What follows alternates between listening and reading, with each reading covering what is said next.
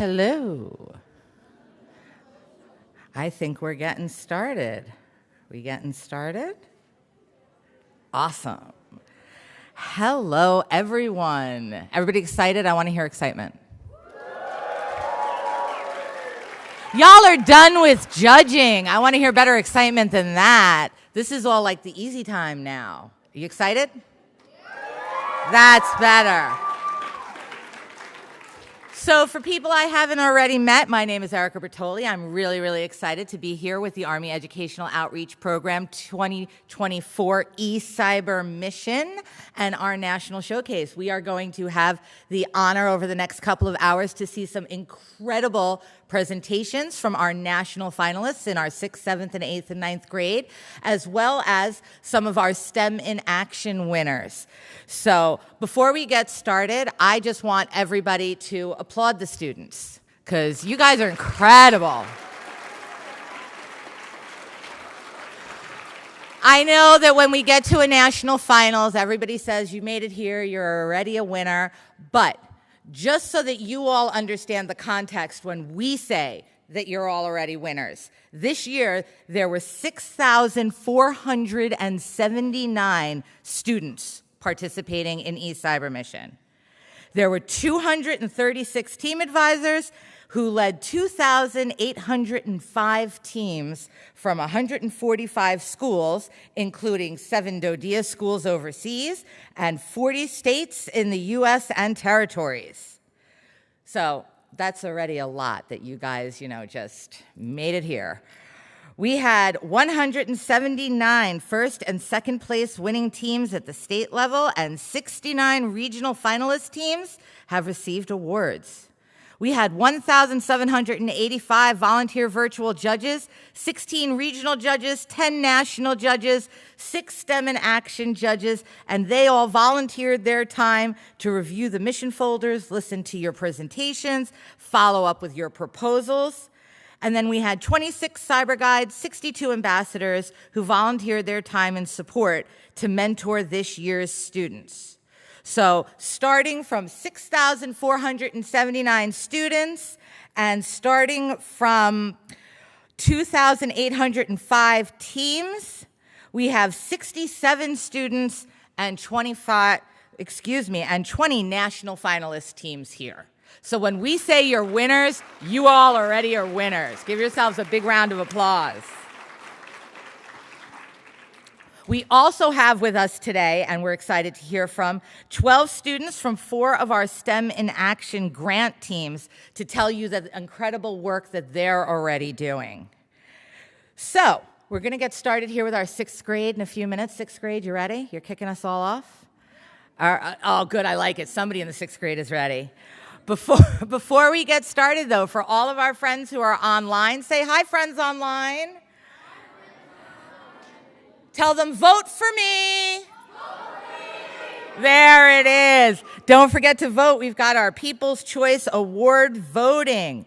It opens at 1:30 and closes at 4:30. And the link for you to be able to vote is right in the chat or the video description on YouTube when you are watching this. So you want to make sure you vote for your favorite teams, and then you call and you text and you let everybody else know to vote for your favorite teams, because the People's Choice team will be recognized and honored and awarded at tomorrow's finals with an amazing prize. So who wants their friends and family to be voting for them? Okay, so there's a few teams who are excited about it and the others not so much. Everybody want you to vote for them? Yeah. Much better. All right, so don't forget to be doing that, and that when you're posting, you want to use hashtag eCYBER24. So with that, we are going to get started with our first 6th grade team. We are going from the Northeast region. We have Aquafor, a community group from Herndon, Virginia. They are led by team advisor Kuvitha Tiagu, and they are students Mamika Mamadi, Tenmaya Mudaswamy, Aditya Rizbud, and Rishav Tucker. Let's give them a big round of applause.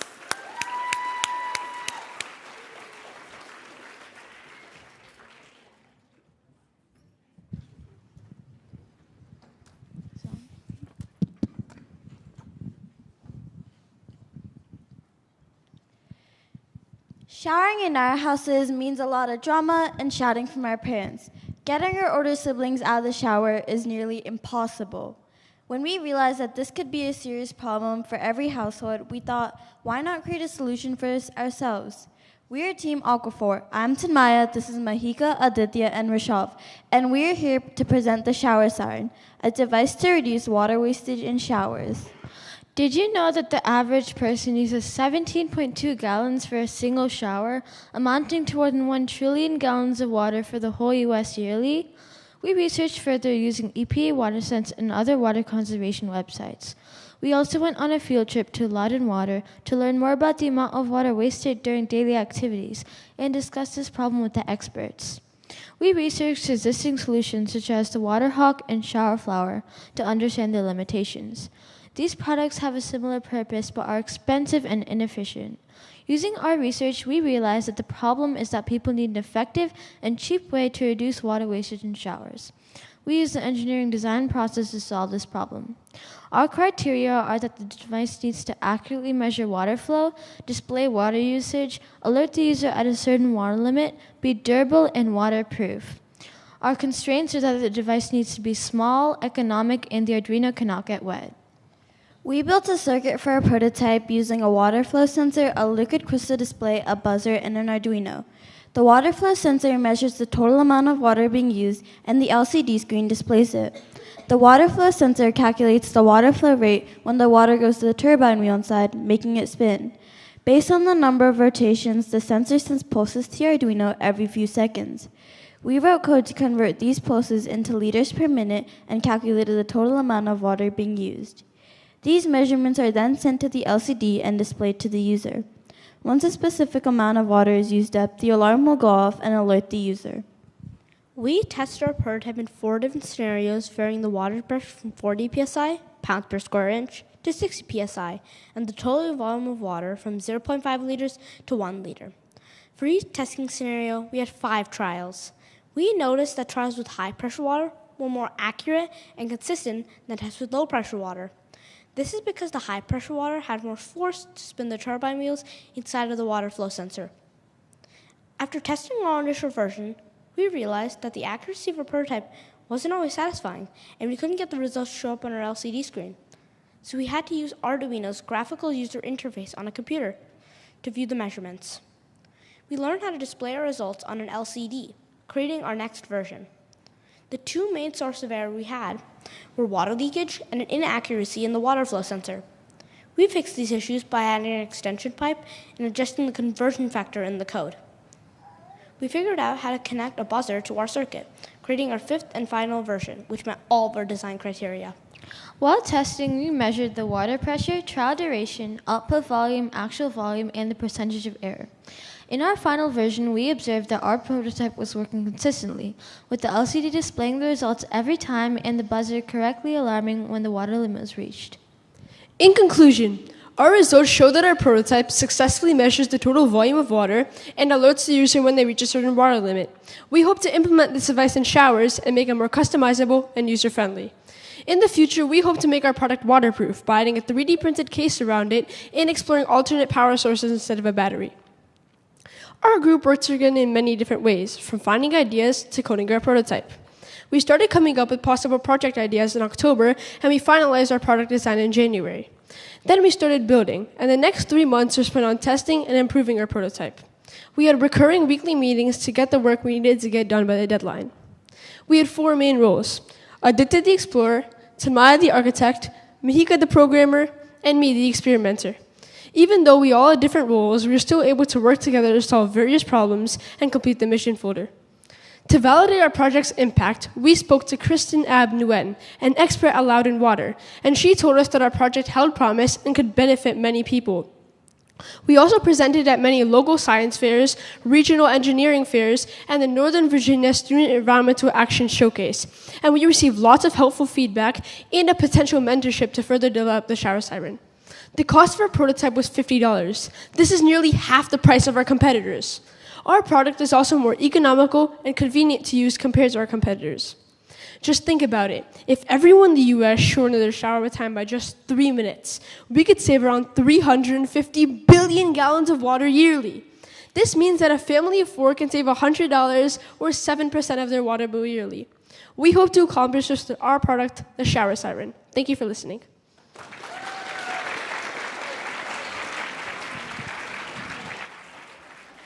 All right, great work, great job. So we are going to move on.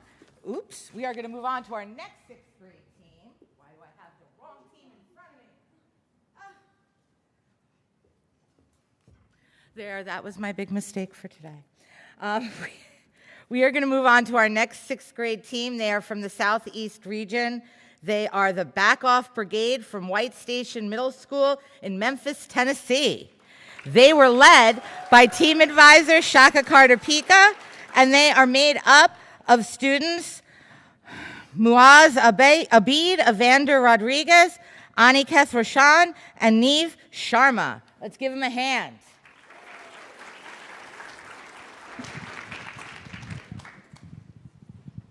Hello everyone, I'm Aniketh Roshan and we're the Backoff Brigade.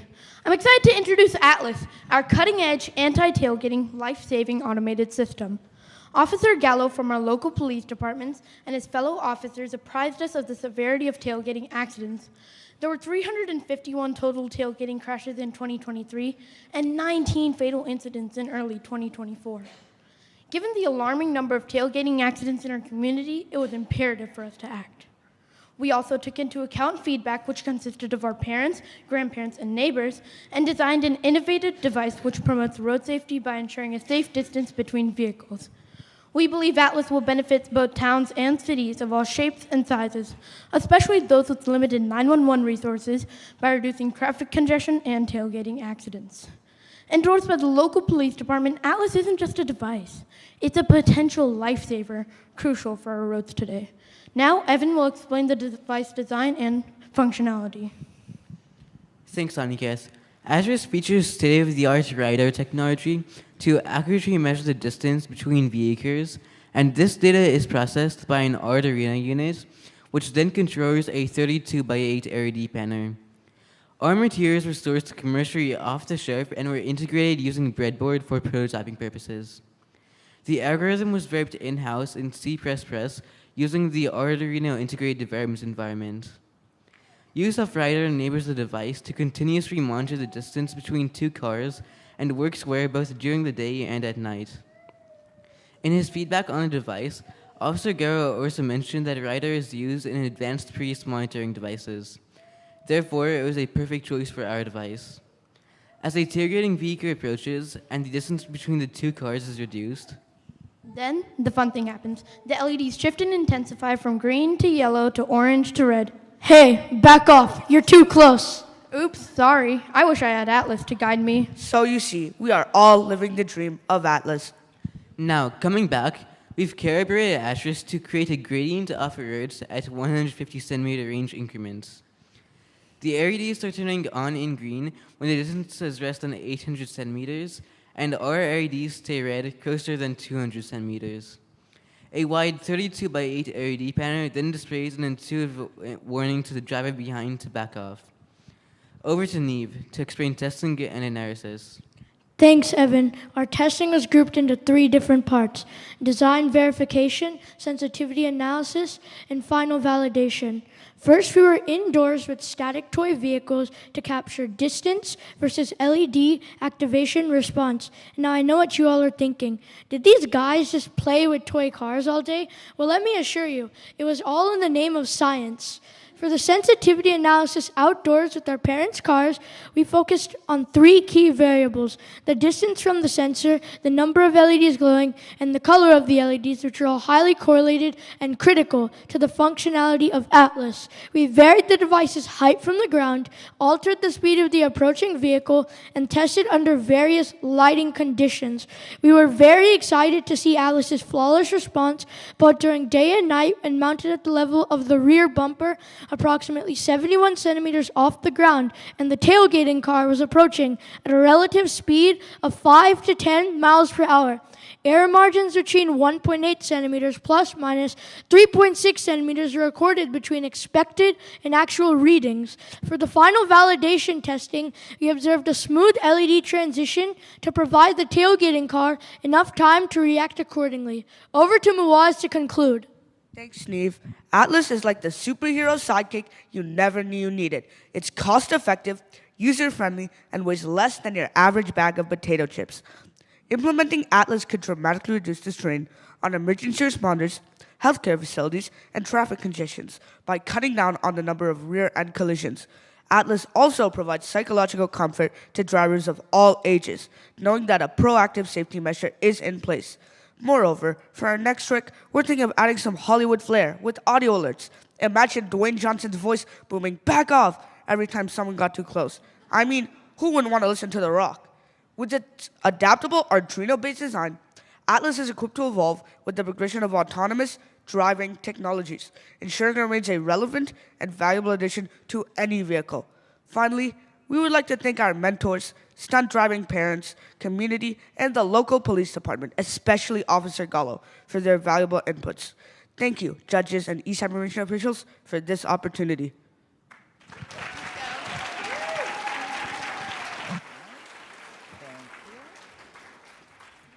All right, great job. Moving right along.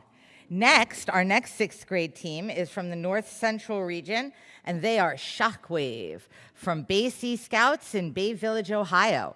They are led by team advisor Richard Gash and made up of students Benjamin Brogan, Joseph Karim, Benny Kashubi, and Henry Moody. Let's give them a hand.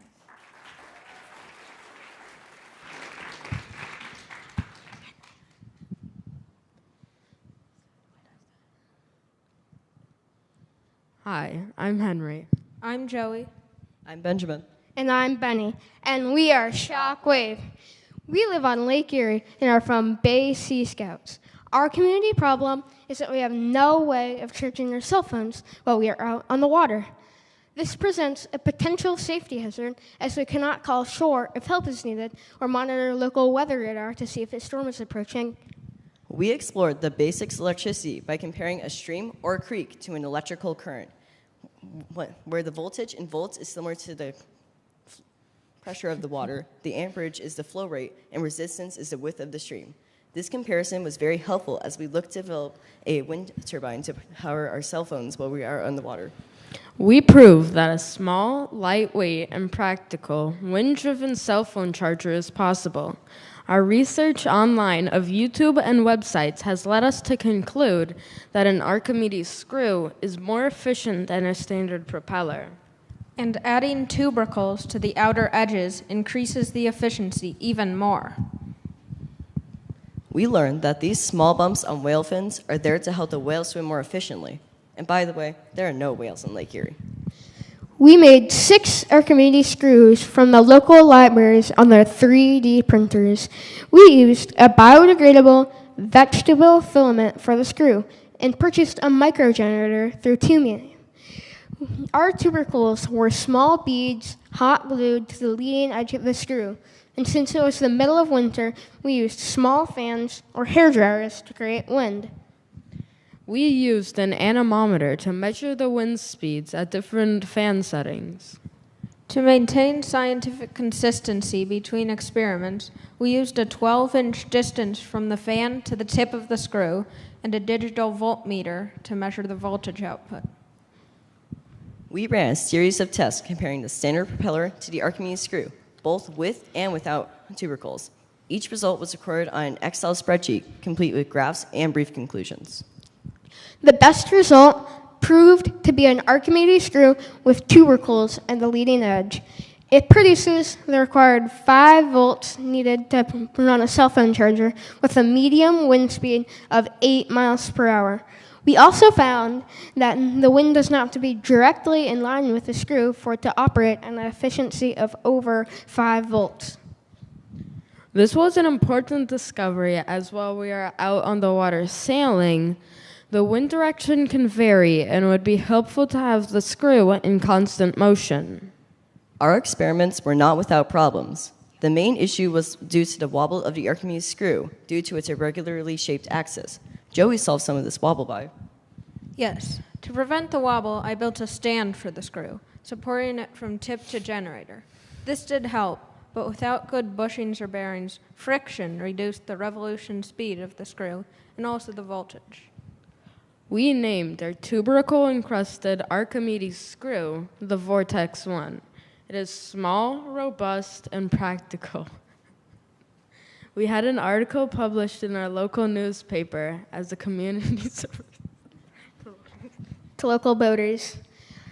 Our original goal was to develop a wind turbine for our sailing dinghies, but our research and scientific testing have produced a practical product that all outdoor enthusiasts can use on the beach, out hiking, or wilderness camping.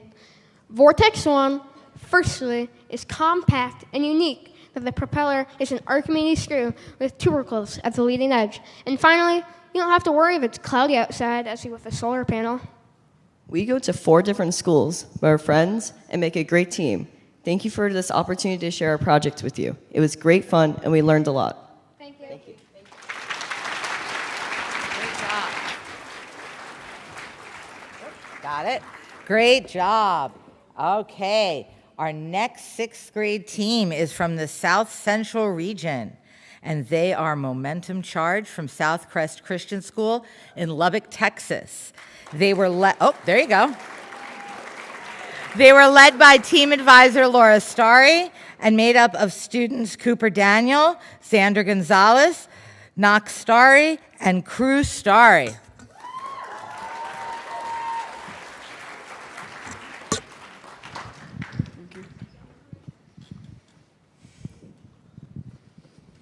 Hello, I'm Xander, and these are my friends, Crew, Cooper, and Knox. Our world is at a critical turning point with the reality of the end of fossil fuels within 75 years. Even though we know these sources are limited, the United States continues to use them for over 75% of our energy needs to produce electricity or utilize them for heating and transportation. In addition to their decline, fossil fuels have negative impacts on our environment. It is estimated that 43% of greenhouse gas comes from the burning of fossil fuels, and vehicles are a major culprit. Our team recognized it is imperative that we find a solution before the time runs out. One way our government has been attempting to remedy this is by increasing production of electric vehicles.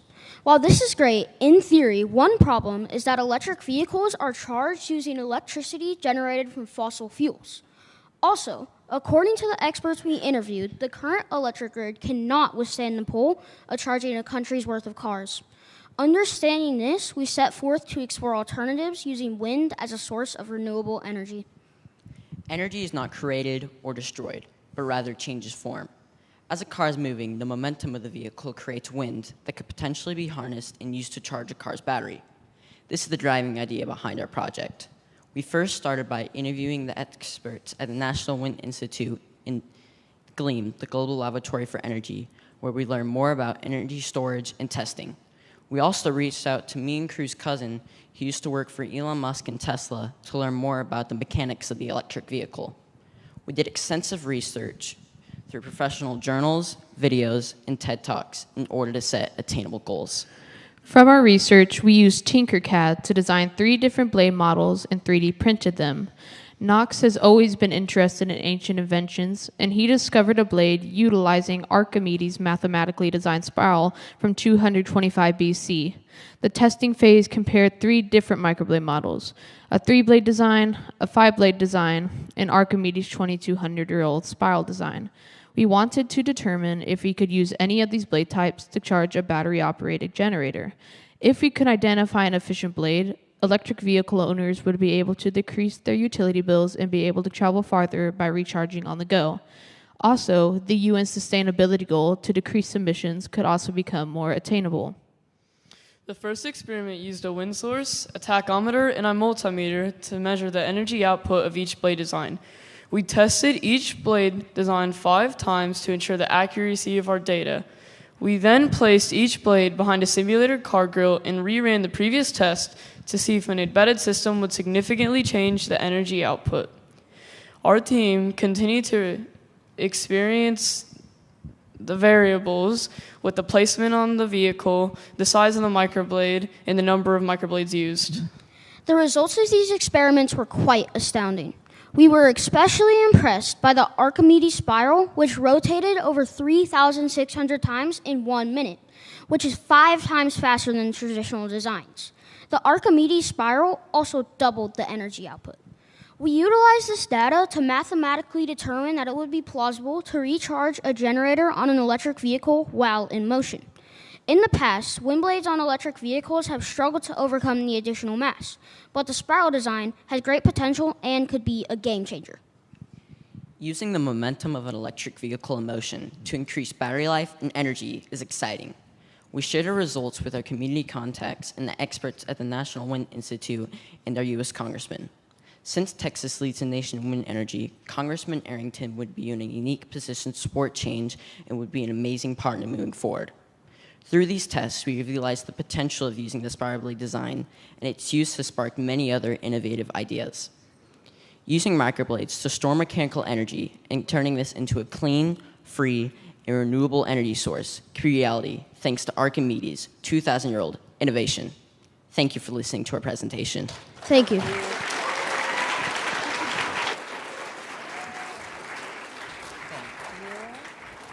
Thank you. Great job. All right, we've got one final 6th grade team, and they are from the West region, and they are Koha team number 6 from Koha School in Kailua, Hawaii, and they are led by team advisor Parker Sawyer, and they are made up of team students Donna Kang, Genevieve Sendry, and Olivia Tadaro.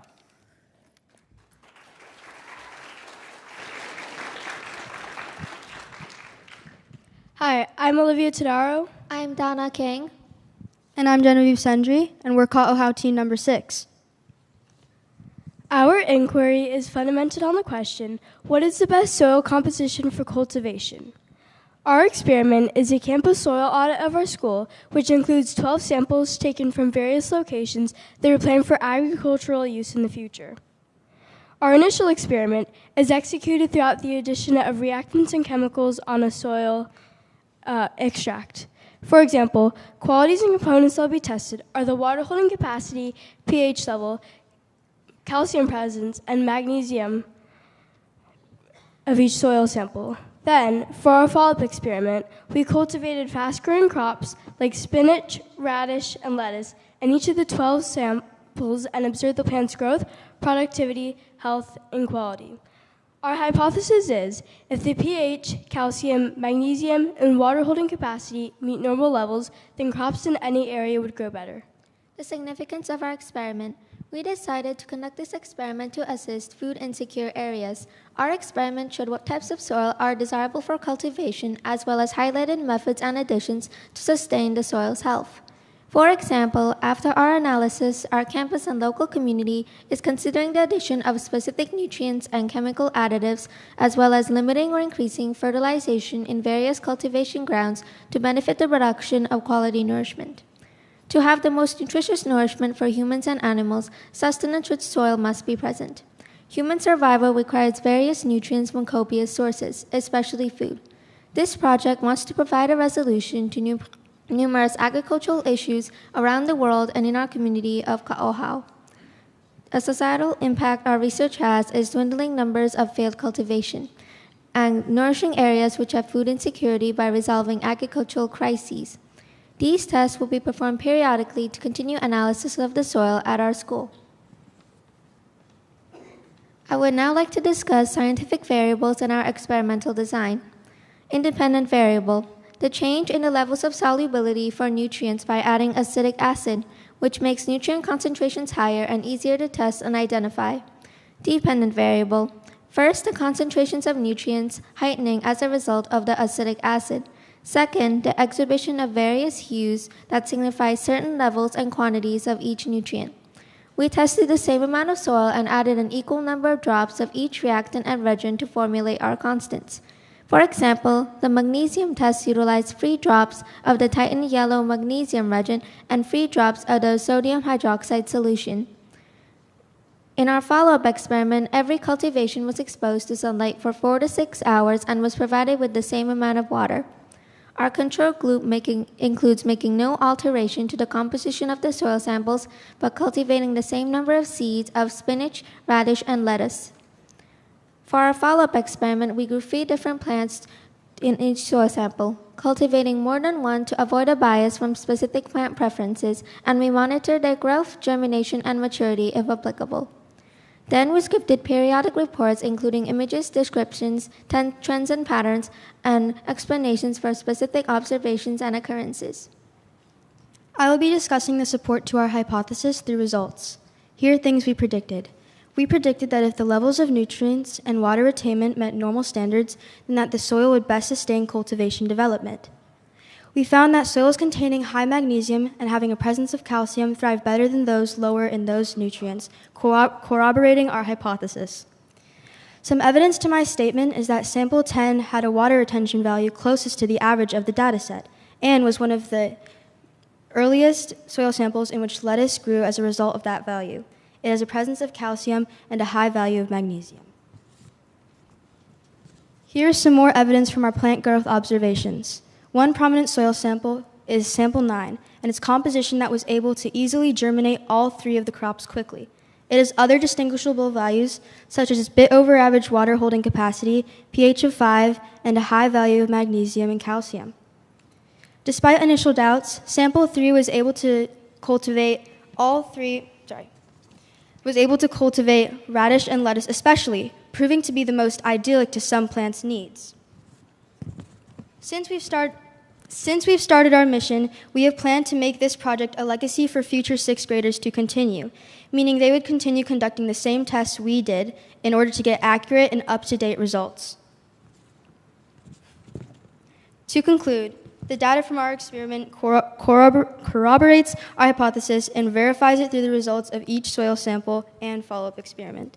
We hope to create a widespread agricultural system within our community of Koha and the world. Thank you.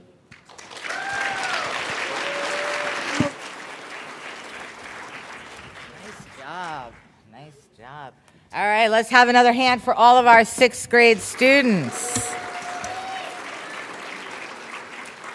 So we got a couple of minutes here, and if there's anyone in our lovely studio audience who has questions for these amazing students, we've got some people in the audience with microphones. Just go ahead and raise your hand, and we will have someone come over for your question.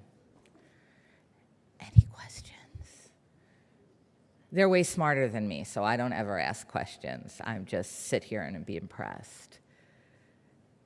Do we have a question? Oh, wait, we've got a student with a question. Okay, right here. Oh, hang on. So I had a question for Backoff Brigade.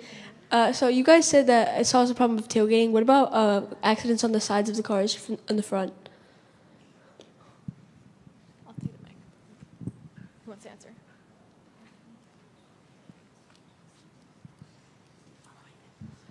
One-third of the tailgating accidents are one-third of the crashes are tailgating. So if you do the math, that's 33.33. Well done. Do we have another question? Oh, wait, we've got a question right over here. So I have a question for this Archimedes spiral win for this thing from Lubbock. Yes, so the question is, did you measure the amount of power which is generated once when you're using it on a vehicle or something, and what kind of power was generated? Assuming like you use approximately 1 kilowatt hour for 4 or 5 miles in an electric car, what kind of energy can you harvest back?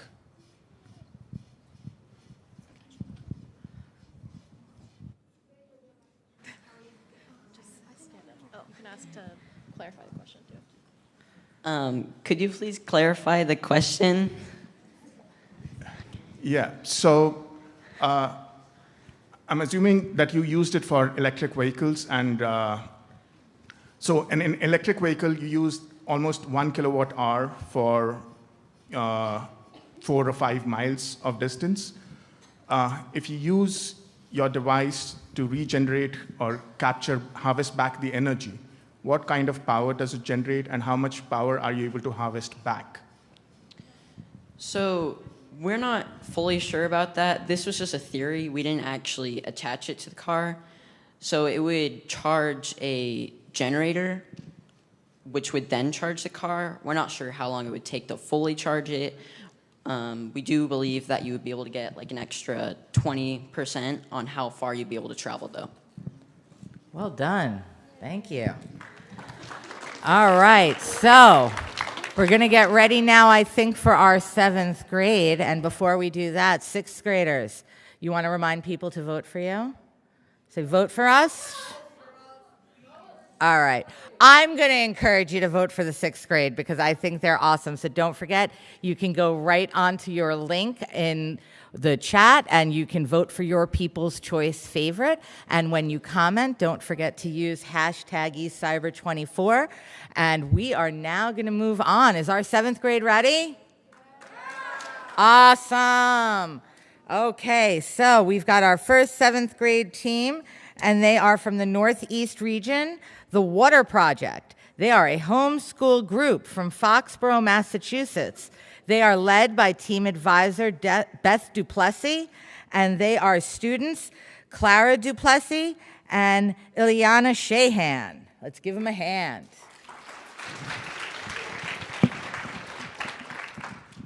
Is this working? Good afternoon. My name is Clara Duplessis. My name is Eliana Shahan. We are the Water Project.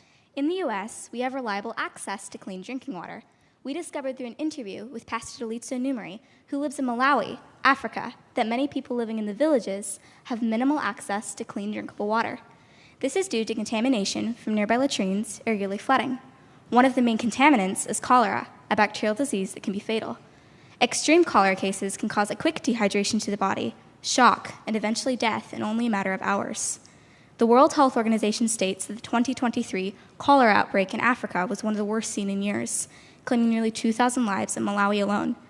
This epidemic has had an impact on the many families and economies both in Malawi and other parts of Africa as well. Communities lose their families. Children are unable to go to school. People cannot work. This is our problem, finding a way to remove cholera from drinking water. We created a process for the people from affected villages in Malawi to sanitize the water themselves. We began the engineering design process by researching our problem.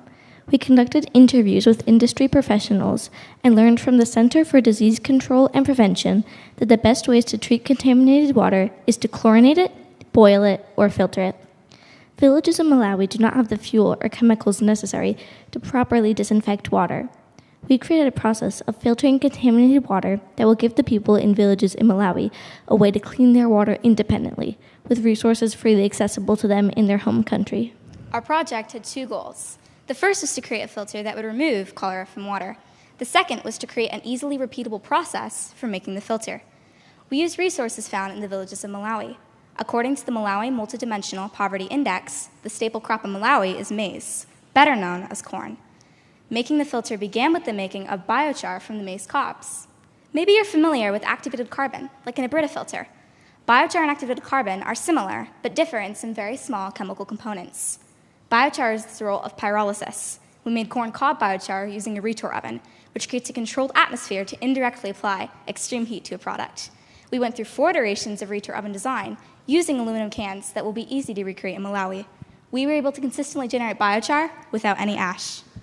Once the biochar was completed, we designed and built the filter body. The filter body is made by cutting a plastic bottle in half. The top half, with the cap, is tipped upside down and placed in the bottom half. A hole is put in the cap to allow water to run through it. The biochar is crushed up and placed in the top half of the bottle between 2 pieces of fabric. To find out if our corn cob biochar filter was effective, we did several rounds of testing. We learned from Professor Langtain at Tufts University that non-infectious E. coli is a good surrogate for cholera because it is essentially the same size as cholera, harder to kill, and much safer to work with. We created the following 4 variations of the filter to test. 1. Corn cob biochar. 2. Sand. Sand is also known to be a good filter. 3. Corn cob biochar and sand. 4. Store-bought activated carbon. We rehydrated and incubated freeze-dried non-infectious E. coli then added it to distilled water. We ran the E. coli water through all 4 filters and tested the water. To test the water, we used compartment bag tests made by a company called Aquafor. We also ran a control with the unfiltered E. coli water to determine our initial concentration of E. coli, which was 17.1 mpn of E. coli per 100 milliliters.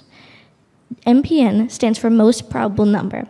MPN values are estimates of concentration of bacteria. The WHO designates this concentration as high risk. Our results show that the filters containing our homemade biochar were successful in filtering out the E. coli and bringing the concentration to non-detect, a level that the WHO considers low risk. Our filter is simple and effective. The corncob biochar performed better than store-bought activated carbon in removing the E. coli. Our tests show that our corncob biochar filter can reduce the concentration of contaminated water to non-detectable levels.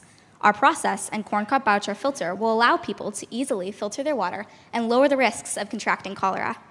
Lack of clean drinking water can be a solvable problem. The inspiration for our project came from hearing about a problem in Malawi. We hope it will be impactful there as well as in any other global communities affected by a cholera epidemic. We shared our results with Pastor Delizzo and other professionals and are excited to partner in the work that will bring this back to his community. This concludes our presentation. Thanks for listening.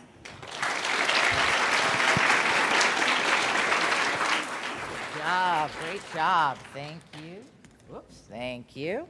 All right, that was our first 7th grade team. We are going to move right on to the Southeast region.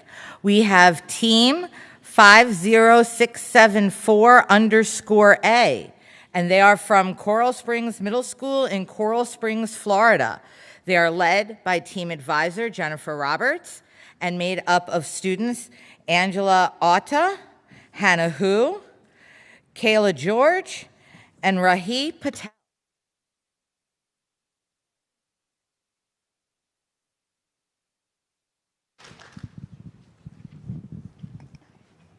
Hi, my name is Angela Atta. I'm Hannah Hu. I'm Rai Patel. And I'm Kayla George. School fights are like pop quizzes. Unexpected, Unwelcome, and dreaded by everyone. But it is an issue. Ladies and gentlemen, we're looking for options, not obstacles. Solutions, not setbacks. Our team is dealing with an ongoing problem that we want to solve. That's why we present to you our eCYBERMISSION project, preventing school fights with the power of AI. we showcase a problem that affects us directly, something that we as students experience firsthand. Many others have witnessed these incidents and share our concerns. Not only that, but they also dread the reoccurrence of such conflicts. According to an article published by the CDC, school fights can lead to serious physical injuries, emotional trauma, and foster a culture of violence that permeates school grounds. But it's not just kids. Parents are constantly anxious about their children's safety, and teachers dread the possibility of a fight breaking out. Sadly, many of these incidents go unnoticed, so we only know part of the miserable truth. The current system lacks continuous supervision, making it difficult to alert teachers to the site of the conflict. Communication between security staff can be slow, leading to a delay in responses to these incidents. Without real-time oversight, it can make it difficult to address these fights. But how did we think of this idea? What was our inspiration and our thought process? And how did we apply those thoughts into thinking of this project? In other words, let's walk you through our engineering design process. It all started with a simple question. What significant problem is challenging our community, and how can we devise a solution that is both effective and efficient? We brainstormed various solutions to address this issue. We knew we needed something that could detect a fight and alert someone immediately. But we had to consider how to effectively notify the staff, like what kind of devices could we use, or what kind of system could we put in place. We focused on cost, efficiency, and ease of use. We wanted to explore a new type of technology, maybe something like AI. We wanted to establish a system that will allow staff to intervene sooner with a decrease in risk. But what about classroom disruption? Well, here's where location sensitivity comes into play, and that's where it all started. Next, we planned our execution. What steps did we need to take to bring our idea to life? This plan included a detailed timetable, including mission folder submissions, certain times we were to meet and work together, and other things such as gathering materials. Now it's time to bring our vision to life. Given our limited resources, we were unable to create a fully functional prototype. Instead, we opted for a detailed model and a visual illustration. We created a cardboard camera as well as 2 cardboard buzzers. Then, we connected them with a string to show the signal being transferred. Despite the simple materials, our model clearly demonstrates the functionality and design of our solution. We even created a model to further demonstrate idea and show data, such as graphs and tables. We asked ourselves, what can we do to improve our idea? To refine our solution, we interviewed many staff and parents. Their valuable insight enabled us to enhance our design and functionality of our concept. And of course, teamwork played a crucial role in our journey. Each team member brought unique skills and perspectives, allowing us to innovate continuously and tackle challenges. Through collaboration and cooperation, we were able to turn our vision into a solution. So finally, we connected the dots. We introduced an AI program that is installed on existing school cameras. The AI will be able to detect certain movements that suggest a fight. But what is AI? A report from IBM states it is a computer system capable of performing tasks that usually require human intelligence. The more data the AI is fed with, the more it can learn and improve its efficiency. This process is also known as training. Once the AI system detects a fight, it alerts the staff. How? Each staff member possesses a buzzer that beeps when a fight is detected. This allows the staff to promptly intervene, breaking up the fight in its initial stages and decreasing the overall risk due to these fights. Since this is location sensitive, the screen on the buzzer will display the location of the fight. But what if a fight gets out of control? What if a teacher can't control it on its own? Well, with the simple press of a button, the buzzer will increase its location radius, sending an urgent message to additional staff. This is our stepping stone to learn from our history and possibly change our future. By using existing school cameras and affordable alert devices, we're able to implement this system without significant financial strain. Our solution tackles the problem at its root by preventing altercations in their initial stages. Our innovative approach not only safeguards student well-being, but fosters a secure learning environment for everyone. Remember, be the change. End the rage. Stop the fights. Before the outrage. Thank you for your time. Thank you for your time.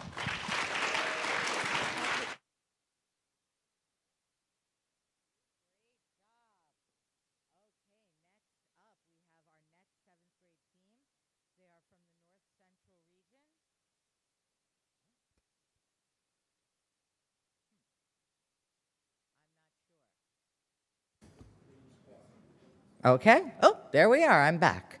So, our next team is from the North Central region, and they are Stream Squad from Bay Sea Scouts in Bay Village, Ohio. They are led by team advisor Richard Gash and made up of students Olivia Kim, Elizabeth Moody, Annie Way, and April Yao.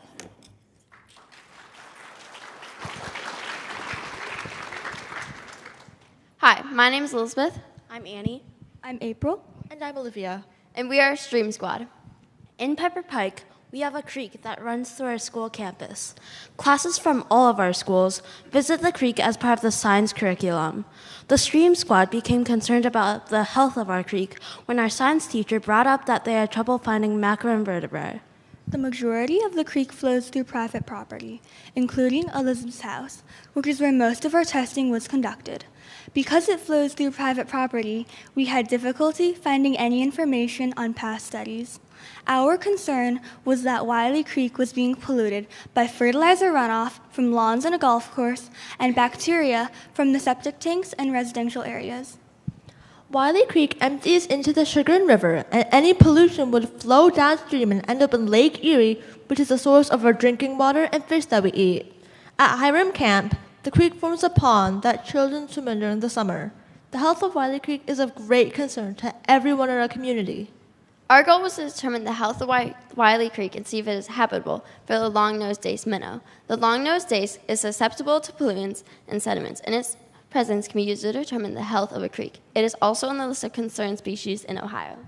To determine the health of Wiley Creek, we broke down our assessment into 3 categories: a macroinvertebrate survey, a chemical and riparian zone survey, and a fish survey. After several training sessions, we performed 4 macroinvertebrate surveys. We found enough diversity in the species of macros to place Wiley Creek in the second to highest rating for creek health.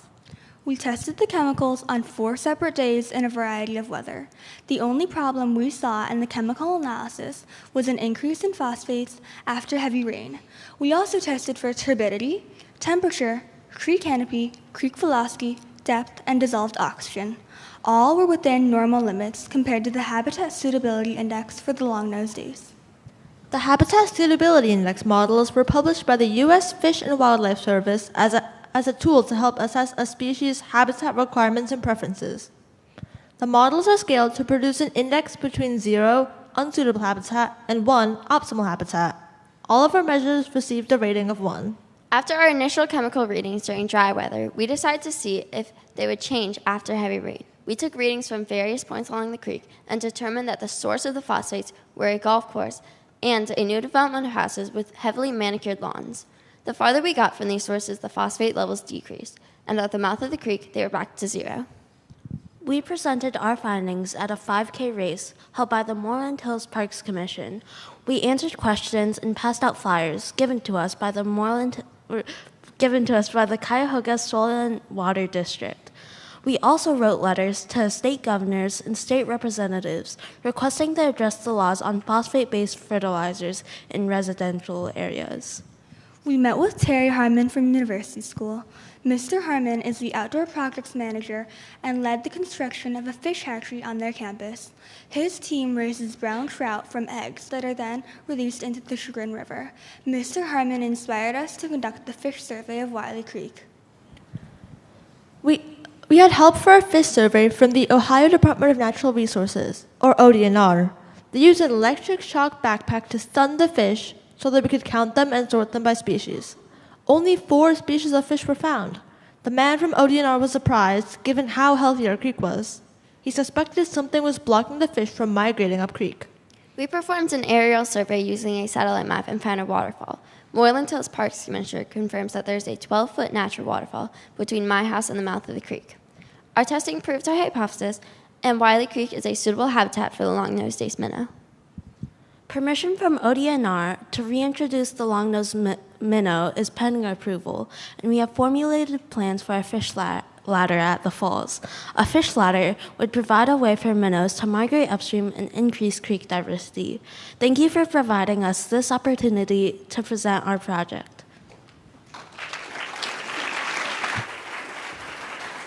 Great job. Thank you. All right, great job. We've got our next team, and they are from the South Central region. They are Codom ANM from Southcrest Christian School in Lubbock, Texas. They are led by team advisor Laura Starry and made up of students Jay Allen, Joaquin Armstrong, Brody Lauderdale, and Cortland Murphy.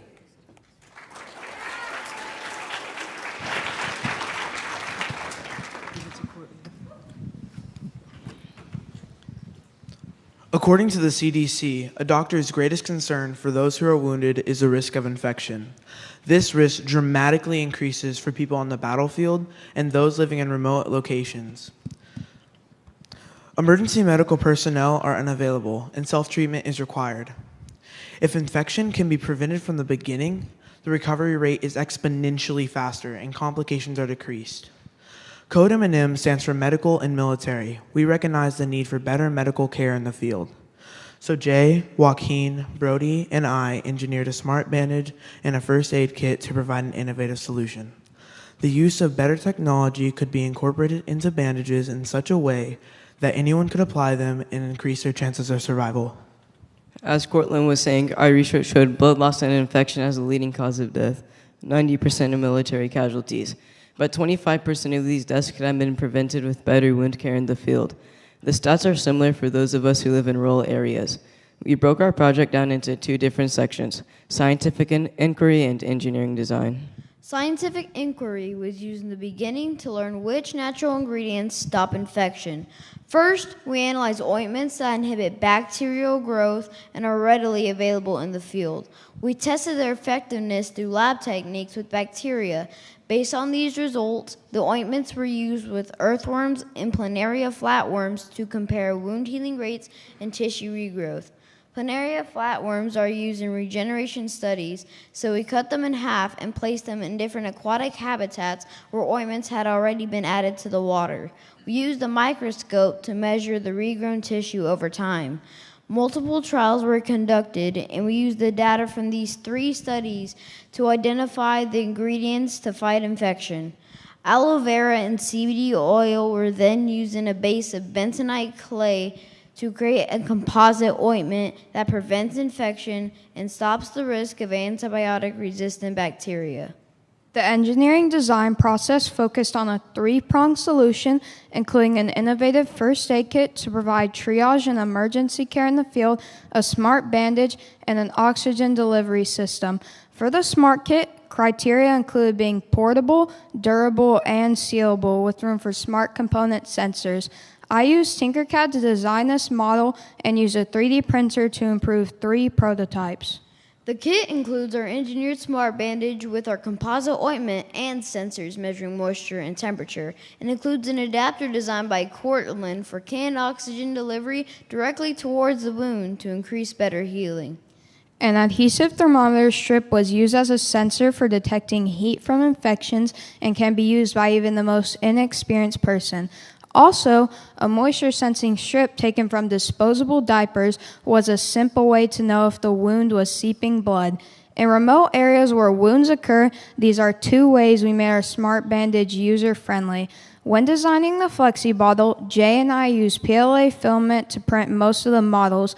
The prototype needed to be more flexible, so we switched to TPU filament to allow more precise delivery of ointment with less force. The UN Sustainability Goal for Good Health is supported by our project, which prevents infection using our smart bandages and kits. Our community directly benefited from this project. We reached hundreds of people in rural areas with an idea and an action plan. We shared our solution with doctors, engineers, and Dell computer scientists whose cutting-edge technology helped advance our designs. Public presentations were given on campuses at Texas Tech and Texas A&M. The team's goals were met by combining novel materials and 3D printed emergency devices. Our project's potential is to improve first aid in rural communities and rural areas for military personnel. Mission accomplished. Thank you. Thank you.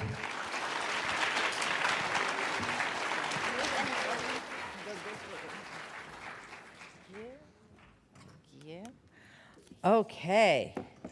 We now have our final team for the 7th grade, and they are from the West Region. They are Team Greenify. They are from Cambrio Middle School in Santa Clara, California, and they are led by team advisor Jessica Schroeder, and they are made up of team members Nikshatra Jakula, Solin John, and Murmai Kulkarni.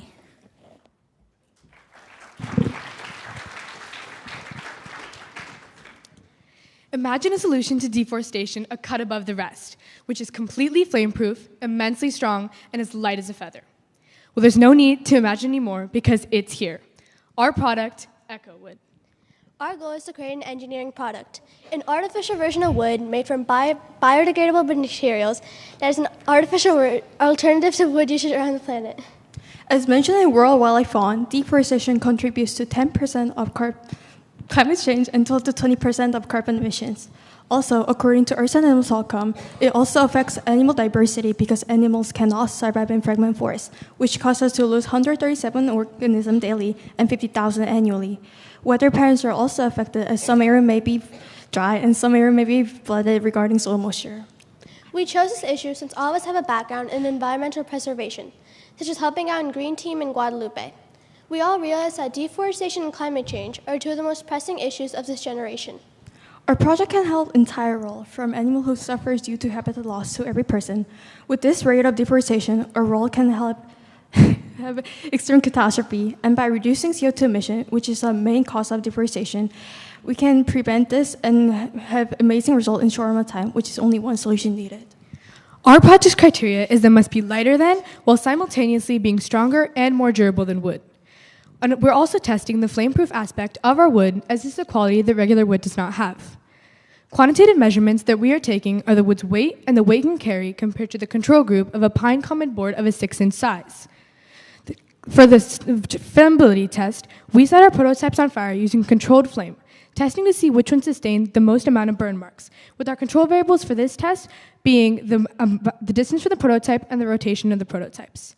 In our durability test, we conducted a scientific experiment recreating the normal wear and tear of wooden floors by sandpapering each product to see which one sustained the least visible damage. The control variables for this test were the sandpapering time, intensity, and tools. Lastly, one qualitative observation we made was in our aesthetics test, where we compared the wood grain of our prototype to one of regular wood. To create 3 prototypes, we used different steps. The common steps were cutting the bamboo into stripes, putting them together with resin, cutting the cork into 6 square inches, and putting the fireproof spray. The different steps were about the layerings. Prototype 1 had layering of cork, bamboo, cork. Prototype 2 had layering of bamboo, cork, bamboo. And prototype 3 had layering of bamboo, cork, cork, bamboo. Prototype 1 had extra layer paint to create the wood grain. Our criteria, materials, and processing were specifically chosen to address the negative issues with wood, along with reasons why wood is traditionally preferred by customers. For example, we researched the pros and cons of wood, finding that the beauty, strength, and durability were some of its pros, while susceptibility to mold and termites, water and fire damage, and weight were some of its cons. Using this research, we based our materials and testing around these factors as we wanted to address all of these aspects in our processing. We consider our project a success since Prototype 1 fulfilled 4 out of 5 of its requirements and criteria. For its first test, the strength test, all the prototypes held the same amount as weight as the control group, 126 pounds. For our second test, the weight test, Prototype 1 weighed 164 grams, while the control group weighed 181 grams. 2 and 3 weighed 207 and 267 grams. For our third test, the flammability test, Prototype 1 and 3 got 0 burn marks, while 2 had 1 burn mark. The control group had 4 burn marks. For our fourth test, the durability test, Prototype 1 exceeded and got 0 scratches, unlike 2 and 3, which had a few scratches. The control group had medium fallout. And for our last test, the aesthetics test, Prototype 1 failed since the paint we used was too thick, making the wood grain pattern look messy. Our product is less expensive than any others on the market and is comparable in strength and durability, all with the addition of being flame-proof. It is versatile, biodegradable, and suitable for a wider range of products than the Koha product. Our competitor with a paste-like formula made out of flax and resin also used as replacement for wood. Additionally, their product costs around $60 for only a sample kit, while ours is an eighth of the price, even cheaper when produced in bulk, making it a more cost-effective solution for the future. In conclusion, our unique solution addresses the issue of deforestation, and in the future, we believe it can successfully be implemented into construction and furniture, replacing wood usage around the planet. Maybe one day, even you could be living in a house made out of our product, Echo Wood. And this was by Team Greenify with Nakshatra, Solin, and Murmai. Thank you for listening.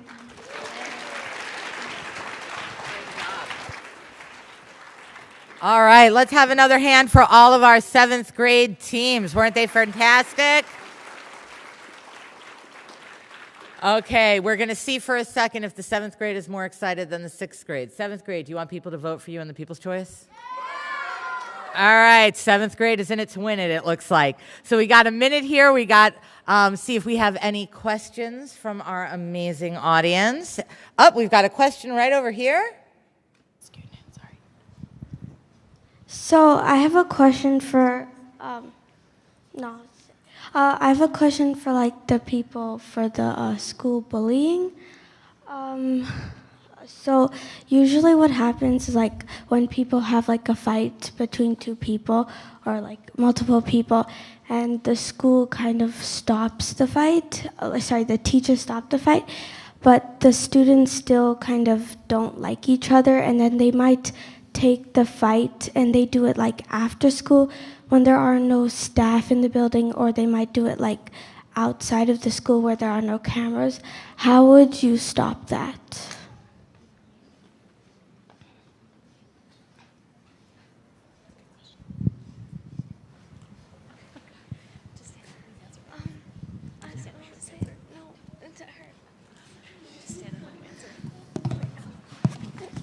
Okay, so basically we're just trying to stop fights in schools, and after school there's supervision for like 30 minutes, and after that every student needs to be out of the school, so there can't be like fights after in school grounds. But concerning your question about like non-school grounds, we can't control that because it's not a school problem at that point. but you could still implement our system in certain areas such as like parks, stores, and almost everywhere. It's not just limiting to schools. Nice job. Oh, wait. I think we got one over there from the audience, and then if we have time, we can come back here. I had a question for Water Project. So how effective is your solution for large scale? So since water is required for almost everything.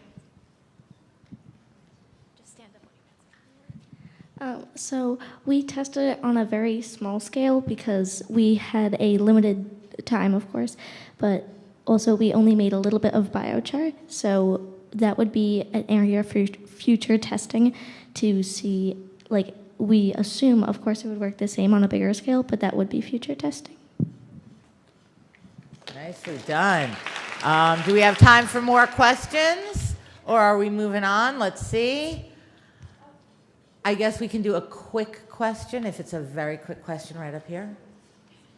I have a question for 5067A. Why did you name it that? Like, just stand up and answer. So actually, that was the. It's like a school code, like the 506. That's or 50674. That's for our robotics team. So we just it like started as a robotics team, and then it moved on to eCYBERMISSION. So. All right. So another hand for our 7th grade while we get ready to bring our first 8th grade team up to the stage. Okay, so we're going to kick off our 8th grade with the Northeast region. And we've got the Cyclists from Island Trees Middle School in Levittown, New York, led by team advisor Allison Goldstein, and made up of students Lucas Cifarelli, Cooper Dykeman, Gavin Lucatordo, and Jaden Mayer. Give him a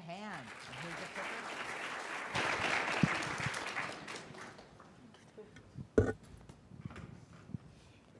Hi, I'm Gavin. This is Lucas, Jaden, and Cooper, and we are the Cyclists. Across the globe, a plague exists. In every state of every country, there is one issue: helmetless bike riding. Awareness has been spread via advertisements, social media, and public speaking, yet people still don't listen. According to a bicycle-related study, 79% of fatal injuries come from helmetless bike riders, and 88% of brain damage reports come from helmetless bike riders. About 5 years ago, one of our classmates was hit and killed by a car in a high-traffic area. Even after this horrific event, our scientific survey showed that still 42% of people in our community don't wear a helmet. This tragedy motivated us to create bicycle safety gear that is both unique and highly effective. The average rebellious teenager may find a helmet lame and decide not to wear it. However, if they take off their helmet, they can become seriously injured. Our goal is to prevent this. Our design consists of a modified helmet connected to a reflective overvest and an extra padded undervest. The helmet is made from foam padding and shock absorber material, which is known to absorb around 96% of the impact from crashes. In addition to the chin strap, we also add a vest strap, which clipped the helmet onto the vest. To the overvest, we added sticky padding, which also protects the body from blunt force. To the undervest, we use the same white padding that we did on the helmet to cover all sides of the vest. The most important pads that we placed were around the neck to prevent severe neck injuries. The helmet and overvest were made of reflective material for nighttime visibility. To test the effectiveness of our design, we conducted 4 tests. The first test was a helmet drop test, where we dropped a helmet that contained a melon from heights of 2, 5, and 7 feet. There was no damage of our improved design, and immediate damage without. The second test conducted was a helmet weight drop test, where we dropped a 10-pound weight onto the helmet containing a melon from heights of 1, 3, and 5 feet. There was no damage to the melon of our design, and a large crack down the middle when it wasn't present. The third test conducted was a vest weight drop test, where we dropped weights of 5, 8, 10, and 15 pounds from about 3 feet onto the vest that we put on a wooden mannequin. During the first test, there was no damage with the 5-pound weight and minor damage with the larger weights. When our design was not present, damages were far greater with dents as deep as a 1/4 inch. When we improved our design by adding more foam padding, there was no damage of both the 5 and 8-pound weights and more minor damage of the larger weights. The final test conducted was a light test, where we tested the visibility of the helmet and vest. We had Jaden with the gear, and we were able to see him from about 100 yards away. The main change we made to our prototype is that we added more of the protective foam to the vest. Our vest was not protecting our test dummy as well as we would have liked. While making these changes, we managed to keep the vest from becoming too clunky to the point where it would be hard to maneuver in. Our priorities while making this change were safety as well as comfortability. We thought that these changes would result in a more protective vest, preventing the cuts in the wood that we were getting before. One common pattern can be found throughout all our graphs. This factor is that our gear proves to be very protective throughout all our tests. All of the graphs show that when using the gear, both the melon and wooden mannequin were much safer. When not using the protective gear, the items took much more damage, which would lead to injury if representing a real person. After revisions to the vest, the thicker pads prevented the scratch-type wounds we were getting on the old vest and also helped dampen the impact. We had the weight bounce off the vest a few times, showing the new foam strength. Our design consists... Many teenagers find helmets annoying and unnecessary. They will wear their helmet when they leave the house because their parents told them to, and then take it off for the remainder of the ride. With our prototype, we attach the protective helmet to the protective vest to ensure that teenagers' rebellious nature doesn't lead to a tragedy that brings heartbreak to their parents. We hope that our invention will lead to a safer community for us and potentially a safer world. Finally, we would like to say thank you, eCYBERMISSION, for giving us the opportunity to make a difference.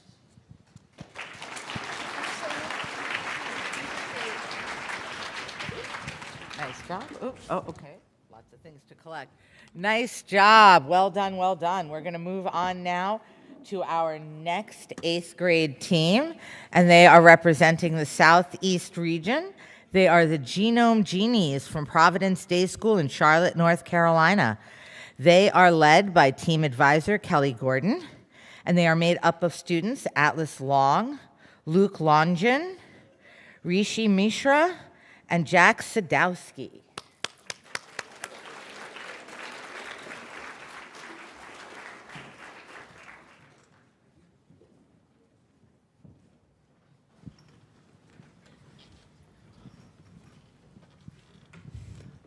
Hello, we are the Genome Genies, presenting to you a futuristic concept for transforming the current healthcare landscape from a curative to a predictive and preventative model. Our healthcare system faces some significant challenges. It is built on a predominantly curative framework with an emphasis on diagnosis and treating disease instead of one based on personalization, prediction, participation, and prevention. Here are some important statistics.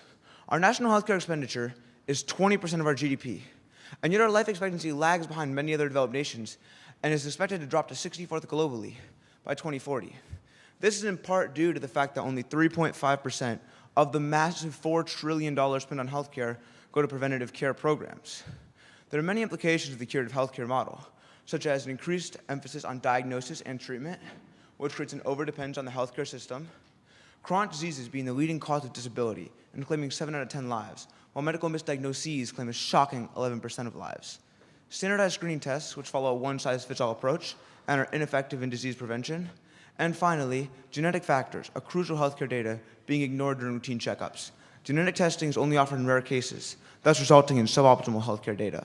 So, how can we bridge the gap?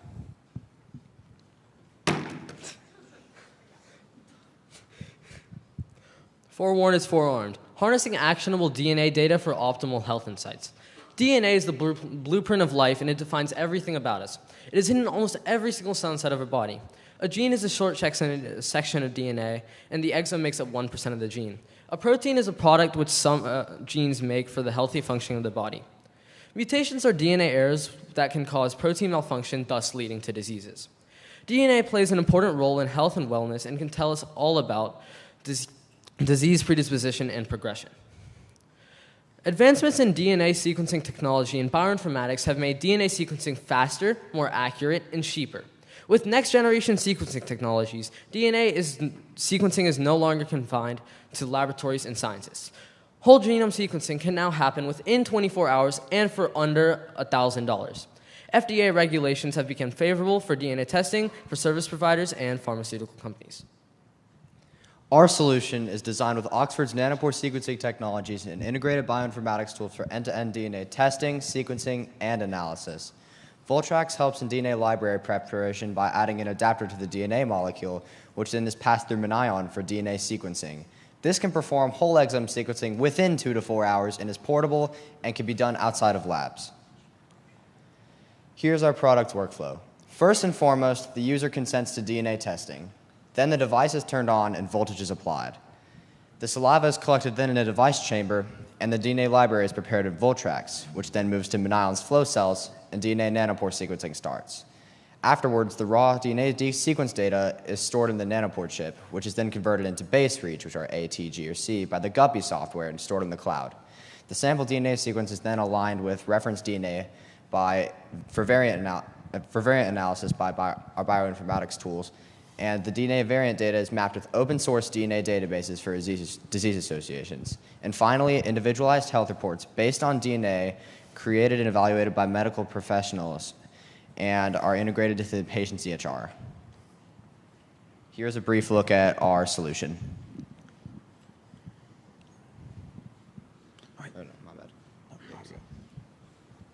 Okay, here's a diagram of our product strategy from the design of the device to future plans with our project. Here's how our solution compares with other DNA testing service providers such as 23andMe, Ancestry, and the DNA Company. Other testing providers are not integrated into the healthcare system, whereas GenoWise is. And other providers only offer genotyping, which is a much less thorough form of DNA sequencing than whole exome sequencing, what GenoWise uses. And other providers are mostly for casual use, as opposed to GenoWise, which is meant to be used in a medical setting. We also do not know other providers' sources of DNA analysis or their sequencing technologies. Implementing a solution like GenoWise can have transformative benefits for individuals, the healthcare community, and the economy as a whole. For individuals, it can help create a health-conscious community, help people trust and accept DNA testing, and help in early disease detection. For the healthcare community, it can provide healthcare providers and experts with optimal health information, as well as accelerate DNA research and drug discovery, leading to better treatments for diseases that currently have no cure. As for the economy, it can help reduce national healthcare expenditure, as well as increase workforce productivity. Here's a timeline and roadmap of the evolution of DNA technology, as well as what we'd like to do with our project in the future. Here's the roadmap again. Thank you for listening to our presentation. The future of DNA is now.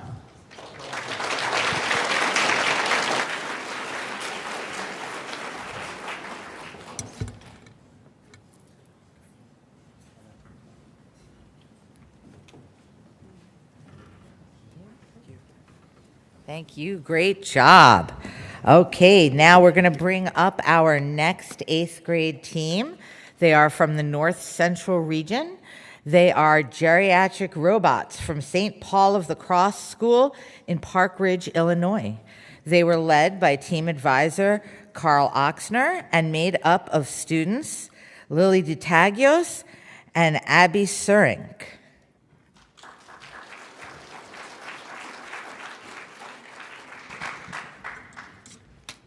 Good afternoon. I'm Lily. And I'm Abby. And we're the creators of the Geriatric Fall Detector, or FALLY. We're 8th grade graduates from St. Paul the Cross School in Park Ridge, Illinois. We are strong communicators, collaborators, and problem solvers. We worked really well as a team, and we even created a group chat to communicate after school. As engineers, we first looked for a problem in our community that we felt that we could help solve. Our original idea was to make a robot that could administer medication to patients in the hospital to help overworked nurses. But we eventually decided to make a fall detector for elderly people because it was much more personal to us, as we both know people who have fallen in the past and has been seriously injured. Although there are many fall detectors available on the market, only 3.3% of people 65 and older use fall detectors. Apple Watches have trouble detecting slower falls, which can be an issue if someone needs help. They did 32 tests, and the Apple Watch only detected 3 of them, which is a greater than 90% failure rate, and that is not a good thing for our elderly community. For our design, we wanted something that would be comfortable for elderly people to wear and that they wouldn't forget to wear every day. So originally, we wanted to make a bracelet, but it was giving us inconsistent data, so instead we made a belt and a necklace prototype using a lanyard. Before we had to collect our data, we had to learn about the 3 axes, the X, which is side to side, the Y, which is up and down, and this one has the most impact on a fall, and the Z, which is forward and back. We also calculated the distance of the fall. We used 2 apps to collect our data. The first one was Sensor Logger, and this one didn't give us the most accurate data since we had to hold it in our hands when we were testing.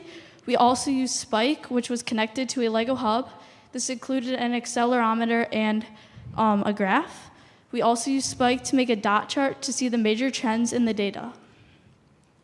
For the belt, we did 4 trials each, and here we have pictured the first and the third.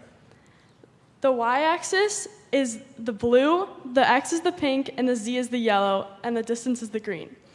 As you can see in the first trial, it is very clear that the minimum values occurred whenever a fall happened, and that's how we figured out how to make our prototype. This is the data from our necklace, which is the same as the belt, and they are all the same colors. After testing, we found that the bracelet produced the worst data since the hub was not stabilized when we were test falling.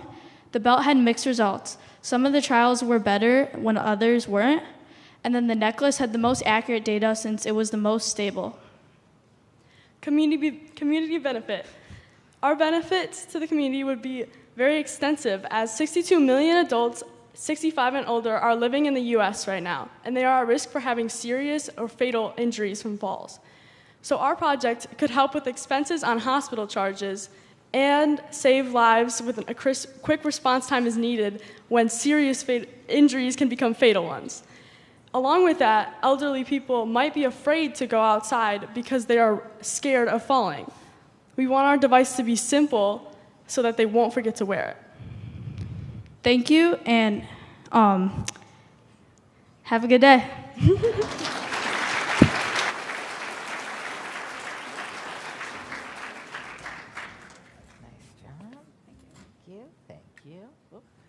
All right, great job. We are now going to bring up our next 8th grade team, and they are from the South Central region.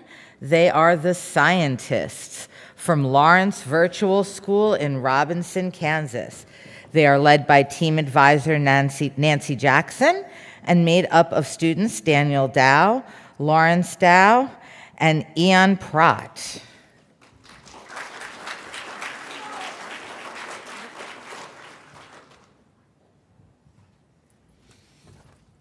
Hello, everyone. How are you all doing this fine afternoon? Awesome. Okay. Today, I'm Daniel, and today we are thrilled to present our mission titled Embrace It, Educate with It, Don't Eliminate. We advocate for a proactive and inclusive approach to integrating generative AI in schools, fostering understanding and responsible usage. As we know, previous generations have imagined conversational computers through science fiction like The Hitchhiker's Guide to the Galaxy. Our generation has witnessed this vision becoming a reality. ChatGPT, a powerful generative AI chatbot that debuted worldwide in November 2022, interacts with users by generating responses to their prompts in over 80 languages. Now, can I have a show of hands? Who here in the room has used ChatGPT before? That's a lot more than I thought. Thank you. A lot more than I thought. Generative AI tools like ChatGPT hold the potential to transform education and beyond. So far, large school districts such as New York and Los Angeles have approved ChatGPT for use in schools. However, our district blocked access to this tool on iPads given to 11,000 students and 500 teachers since its release without offering any explanation or guidance. This ban shed light on a pressing issue in our community, an absence of discussion, education, and support for understanding generative AI and its tools like ChatGPT in our district. Last October, we started a mission to tackle this issue.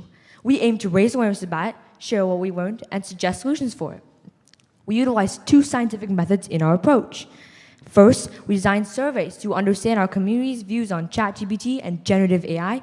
Second, we conducted experiments to assess ChatGPT's mathematical reasoning abilities.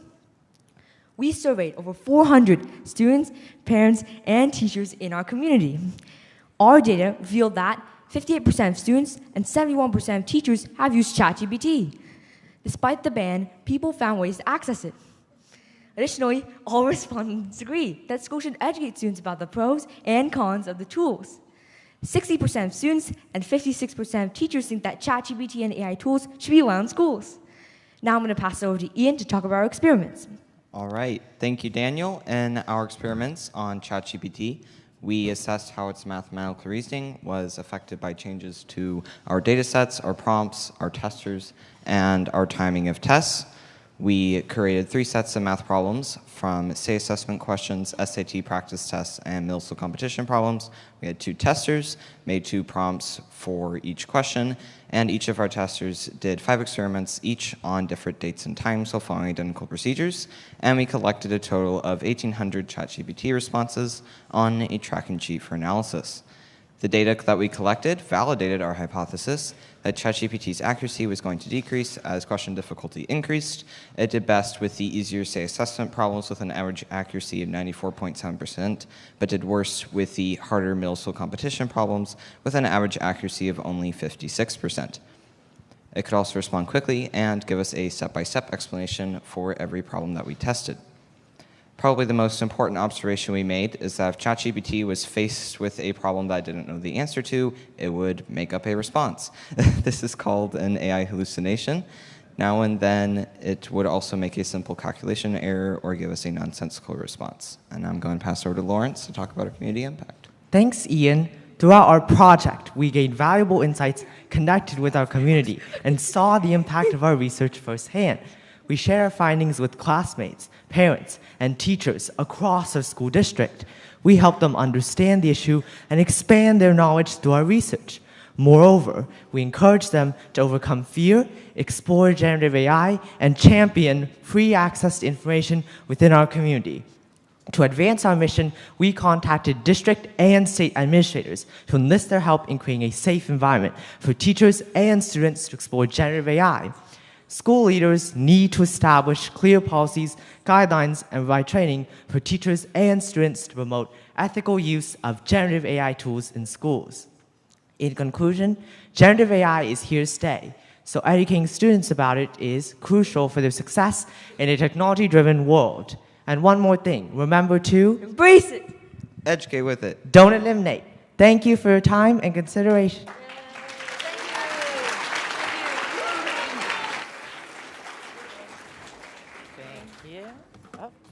Thank you. Oh, there you go. All right, great job.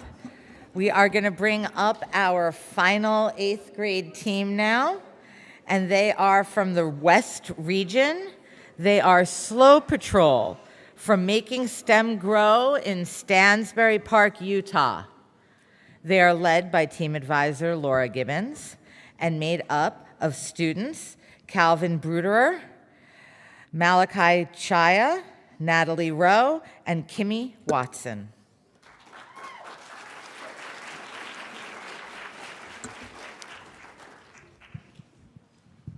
Hello, everyone. We are the Slow Patrol. We are on a mission to reduce the number of pedestrians hit while crossing the street. The focus of our project was to design a prototype to help ensure safety for both pedestrians and drivers. The National Traffic and Highway Safety Administration estimates that every year over 7,000 pedestrians are killed and approximately 75,000 pedestrians are injured in the United States due to crossing the street.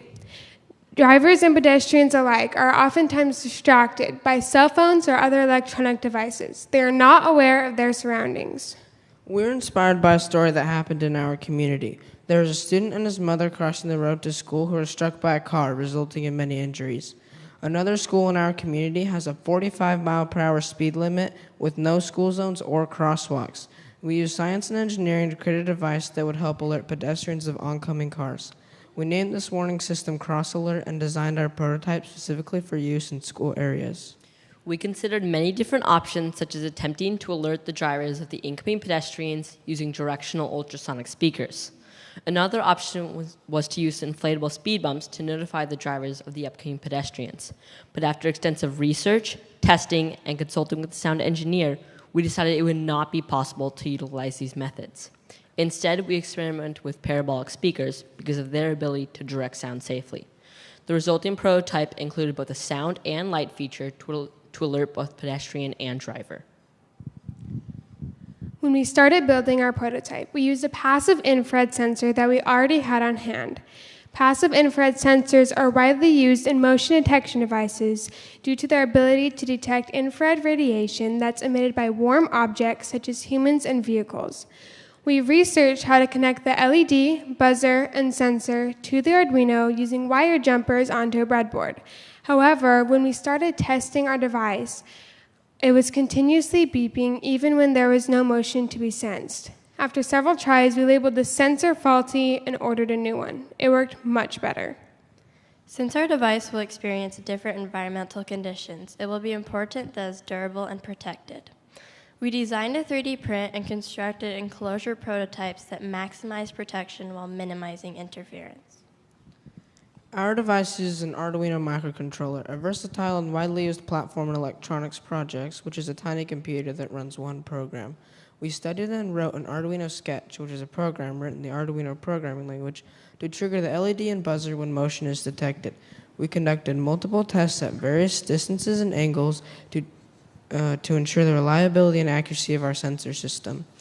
These tests also helped us to fine-tune the sensor sensitivity. We met with many different experts. This included a principal at a local charter school, a detective who specializes in teaching kids about road safety, a member of the Committee on Uniform Traffic Control Devices Joint Pedestrian Task Force, 2 crossing guards from a local police department, a specialist on crosswalk safety, and a traffic signal operations engineer from the Utah Department of Transportation. Another one of our experts has a background in technology and assisted us throughout the course of the project. These experts gave their input on our project and provided us a lot of helpful information. Our final prototype includes an infrared sensor to sense the movement of cars. Once the car enters the sensor's path, our device will send a loud sound and a flashing light towards the pedestrian in order to alert them of the oncoming car before they begin to cross the street. This dual alert warning system was designed to ensure that even if the pedestrian is distracted, they will still be alerted by at least one of the signals. Although individually we each had our own responsibilities, it was our collaborative effort that helped us tackle this problem in the community. By combining our knowledge of electronics, programming, and design, we were able to create a robust and effective solution. We utilized engineering practices such as creating multiple designs, prototyping, and rigorous testing to refine our product. Through careful analysis and testing, we can conclude that our cross-alert device will be successful in alerting pedestrians by using both light and sound while ensuring maximum safety. The use of scientific principles and engineering practices has allowed us to develop a practical solution to a real-world problem that has the power to save lives. Stay safe and cross on.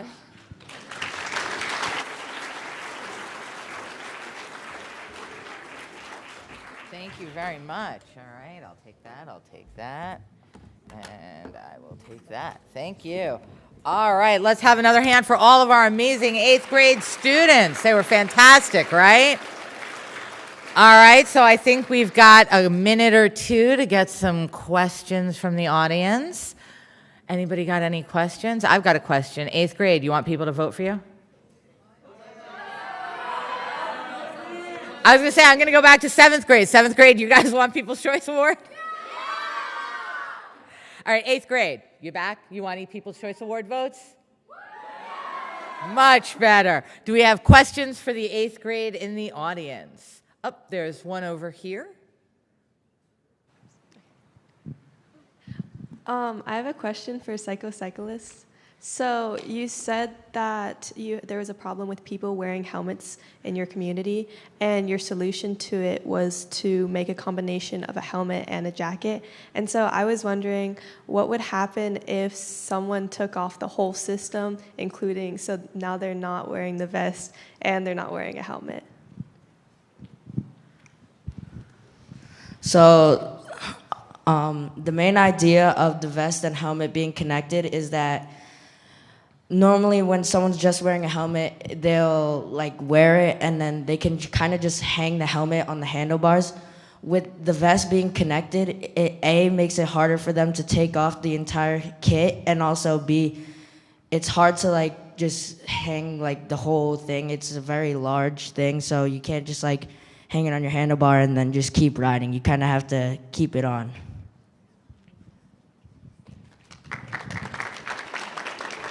Other questions for one of our 8th grade teams? We have a question. Oh, over here.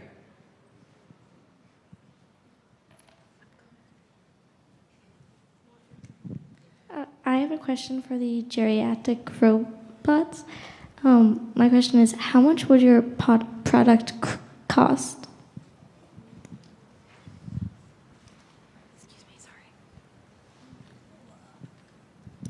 So actually, it hasn't been quite developed into a product yet. It's only a prototype, so I can't say exactly how much it would cost, although we do know that the accelerometers are pretty cheap, so.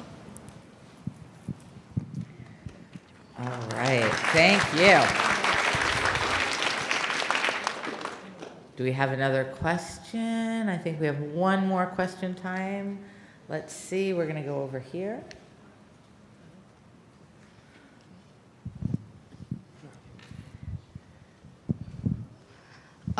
I had a question for the geriatric robots. You said that like only 3.3% of elderly people actually wear like a device to track if they fall. What makes your device different that they would actually like want to wear and would even consider buying it over a different one? It would be like it would be more comfortable, and it would also be like smaller, so it wouldn't be in the way of someone's like daily life.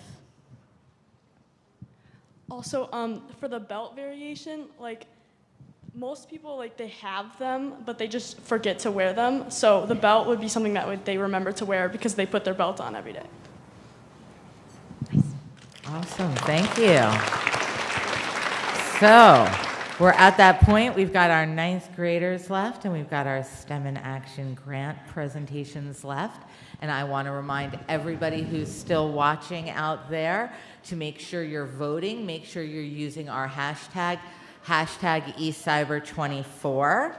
And I am pretty sure everybody's going to want to know who won this whole thing, right?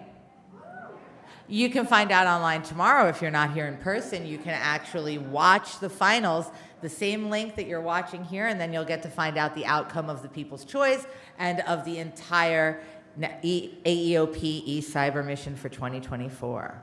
So we're going to move on now to our 9th grade. 9th grade, you ready? 9th grade? Awesome. All right, so we are going to start with our first 9th grade team, which is from the Northeast region. They are Team Biotech, a homeschool group from Fairfield, Pennsylvania. They were led by team advisor Lisa McLeod Simmons and made up of students Emma Simmons and Sarah Simmons.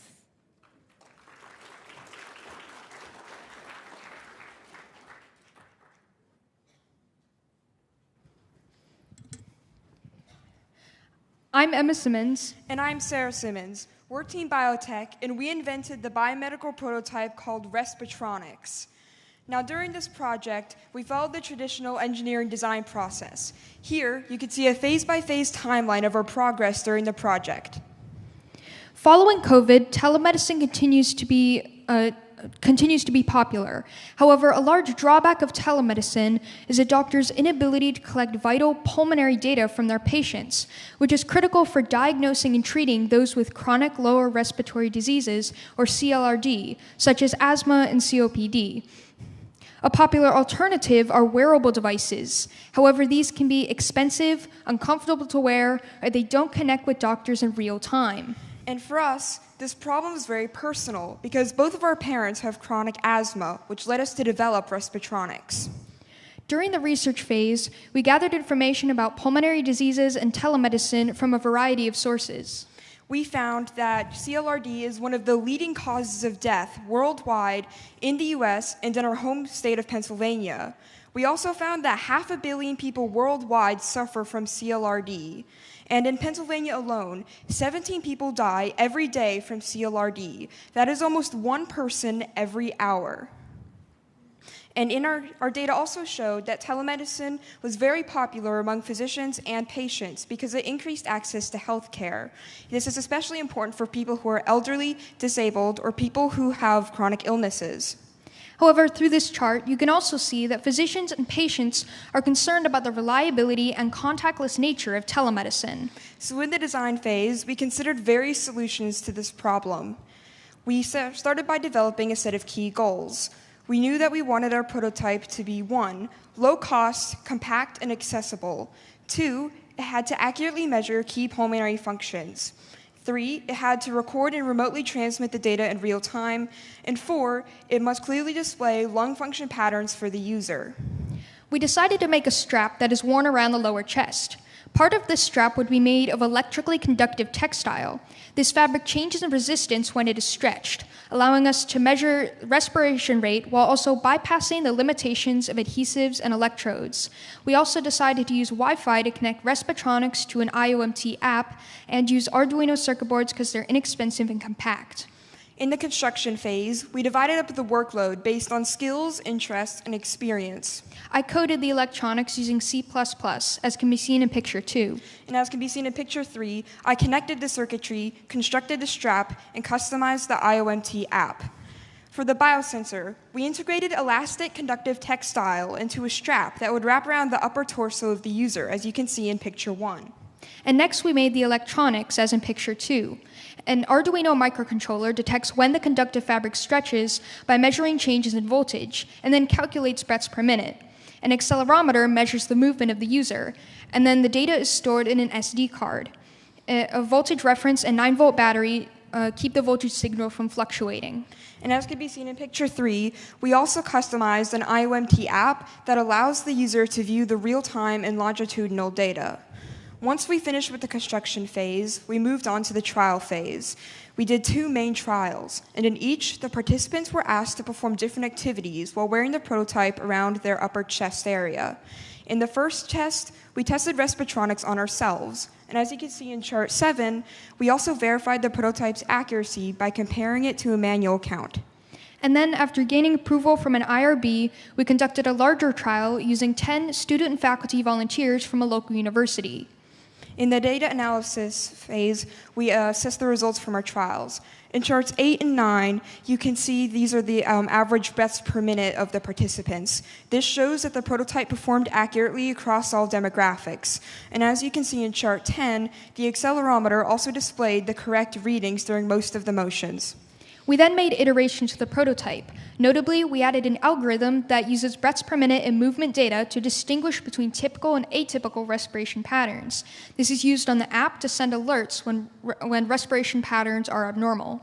And as you can see in charts 11 and 12, most of the participants in a post-trial questionnaire said that they thought RespTronix was non-restrictive and that they perceived it to be highly beneficial. To conclude, RespTronix helps to bridge a gap in today's healthcare by allowing those with little access to respiratory care receive better medical attention and, in turn, improve their medical outcomes. Thank you for listening.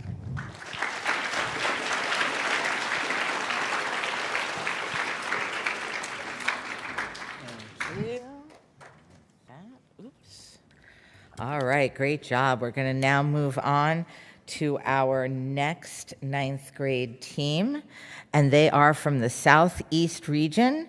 They are the Prescription Protectors. They are from Enloe Magnet High School in Raleigh, North Carolina. They were led by team advisor Thainmuli Kandusamy and made up of students Sajith Goganeni, Saichuran Kartikeyan, Nuthrain Pai, and Eon Samuel.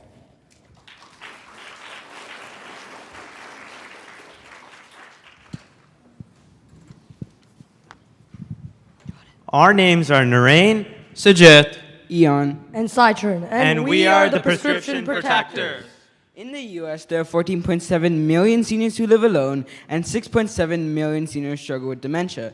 These factors can make it difficult for these seniors to remember to take their medicine.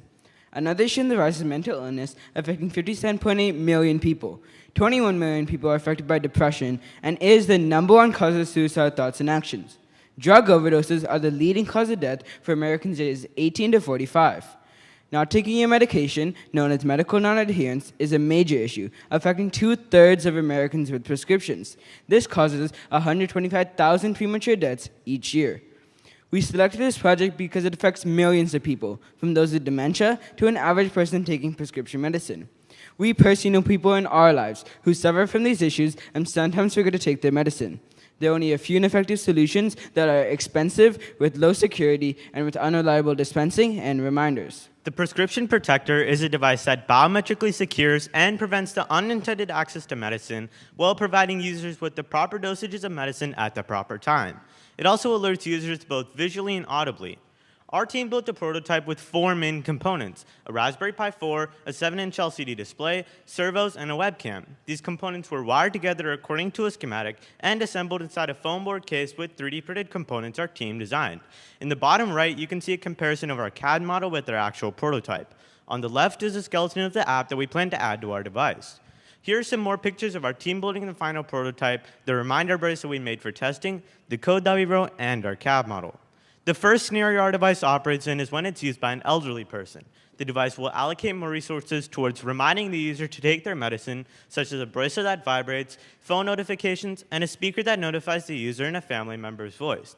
The second scenario is when the device is used by someone with mental health conditions. In addition to the first scenario, facial recognition is used to confirm the person taking the medicine from the dispenser is correct. When refilling, facial recognition is used to verify the only person who can access all medication at once is the trusted caretaker. We tested our device in a variety of different ways, and here I'll explain the important tests that we did.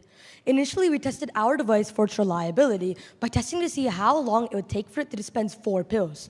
We found that it took an average of 28.5 seconds, and our goal was to have it dispense all 4 pills within 30 seconds.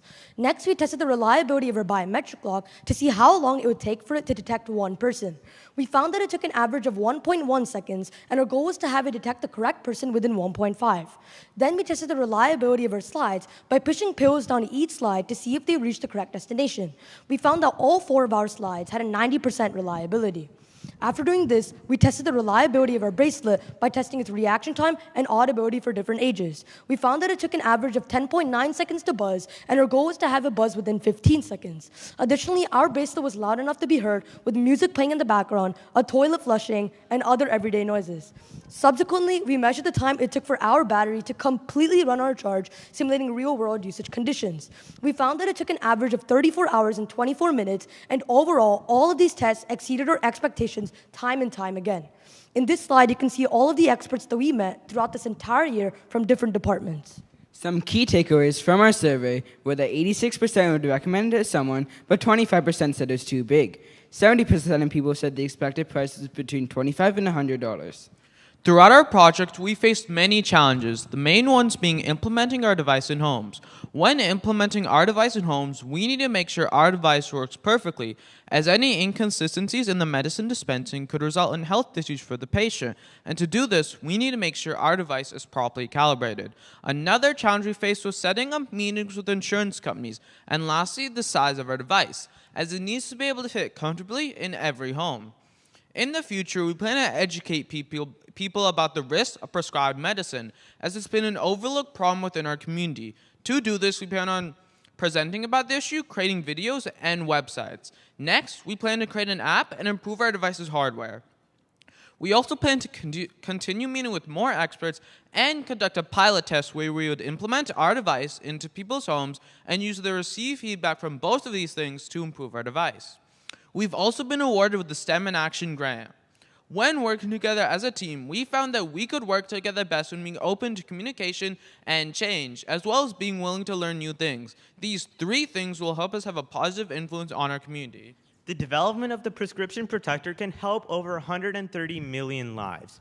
It shows that a device can be developed to dispense medicine in the proper dosages to the correct person and at the correct time. Our team is really passionate to pursue this project and wishes to have your support behind it. Please, thank you.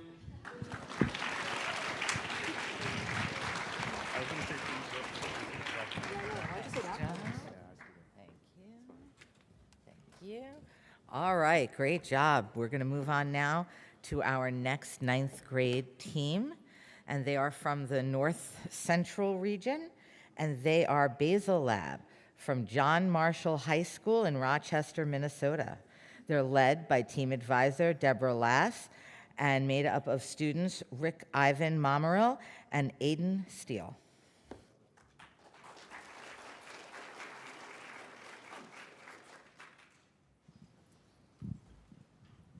Hi. My family often grows plants in potted containers on our deck during the spring and summer. Usually, Minnesota is humid enough that these plants will survive even if you forget a day of watering. However, last summer this wasn't the case. According to drought.gov, as of January 2024, 33% of the state of Minnesota is in moderate drought. I personally saw the effects of this drought last summer when our family had to water our lawn for the first time since we moved there 13 years ago, and our garden needed extra attention. Also, according to the Applied Climate Information Systems, Rochester typically receives an average of 47.4 inches of snow each winter. However, this year we've only received 24.7 inches of snow. I could tell that this was less snow than normal because we didn't even have enough snow to go sledding. The Minnesota Department of Natural Resources tells us that every year in Minnesota, 81.5 billion gallons of water are used for industrial farming. Current drought conditions present many challenges, especially to farmers and gardeners who need water to keep their crops and animals alive. We wanted to research to see if there would be an effective way to conserve water while gardening. We decided to test plants that a home gardener would grow. We chose young basil seedlings because they are cheap, easy to work with, and easy to grow in bulk. We wanted seedlings rather than adult plants because younger plants are more susceptible to changes based on water consumption. We chose 2 methods of water conservation to test. The first being using a moisture sensor to measure the amount of water present in the soil, and the second being using hydrogel, which is a polymer that retains moisture in the soil. Our hypothesis was that the hydrogel and the moisture sensor working together would save water. The first group was a control group. This group did not use the moisture sensor and did not have hydrogel and was given 3 milliliters of water every other day. Our second group was the moisture sensor group, which is monitored with a moisture sensor and was only watered whenever the moisture sensor readings were below 750 milliliters of moisture per cubic meter of soil. We chose 750 because a cup of water read 1,000 and a cup of dry dirt read 500. We had 2 different, the third group was the hydrogel group, which was watered 3 milliliters of water every 4th day. The 4th and final group was the positive group, which had hydrogel and moisture sensor monitoring. Our hypothesis was that the positive group would conserve the most amount of water while not impacting plant growth because it was using both of the methods that we thought would help to conserve water. We collected data by measuring the basil plant height each day, assessing the colors of the leaves, and counting how many leaves each plant had. We also counted the number of plant deaths and took moisture readings with the aforementioned moisture sensor. We collect these measurements on paper and then enter them into our spreadsheet. To assess plant health, we calculated the differences in the number of leaves and height from the baseline measurements and averaged these values across all replicates. We also took averages of all the water administered to the plants and displayed these results in a line graph, which we will show in a few slides. This helps us to see what the most effective method for water conservation was. These findings were shown with that bar graph, providing a visual representation of water consumption patterns. We also took pictures and observations of the general plant health. This helped us conclude if the hydrogel or the moisture sensor worked best for water conservation while still keeping the plants healthy. The results did not match our hypothesis. Although the hydrogel did save water, as it saved the most amount of it, it did so at the cost of the plant's health. The hydrogel only grew to an average height of 2.5 centimeters, which was the lowest of all the groups. It also had an average leaf count of 4.69 leaves, which was also the lowest of the groups. This suggests that although hydrogel could be used to help save water, the formulation tested would not be viable for gardening use. In contrast, the sensor group surpassed expectations. It had the largest average plant height with an average height of 3.2 centimeters, as well as tying for the second least water used. We believe this technology can have great benefits to the community. We believe that any area experiencing drought could use a moisture sensor, helping the farmers save money and resulting in people saving money when buying food. This project was a great opportunity to highlight our individual strengths. I've always loved math and had a fun time coding and setting up the Raspberry Pi. I also had a fun time coding the moisture sensor to function correctly. We kept the plants at my house, so I also did the majority of the day-to-day measurements. I really like math, and it helped with a lot of the data entry and calculations. It was pretty tricky trying to get Google Sheets and Google Graphs to work. We also worked together as a team on formulating the polymer, filling out the paperwork, and creating this presentation. Obviously, teamwork presents many challenges, the biggest of which was coordinating our busy schedules. Me and Ivan are both involved in a lot of clubs, and so it was really tricky to find times and places to get together. Our mentor also teaches at a different school than we attend personally. We ended up with a lot of email and text chains. Overall, this project gave us a good opportunity to learn more about the scientific method, teamwork, and water conservation. We believe that Minnesotans could use a water sensor to help conserve water this summer.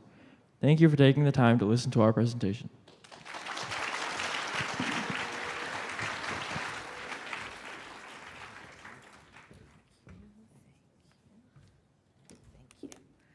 All right, thank you. We're going to move on to our next 9th grade team. They are from the South Central region. They are the ThermoGuardians from Oklahoma's School of Innovation and Experiential Learning in Bixby, Oklahoma. They were led by team advisor Jason Arendt, and they are made up of students John Alcott, Austin Bacher, and Natalia Balendran.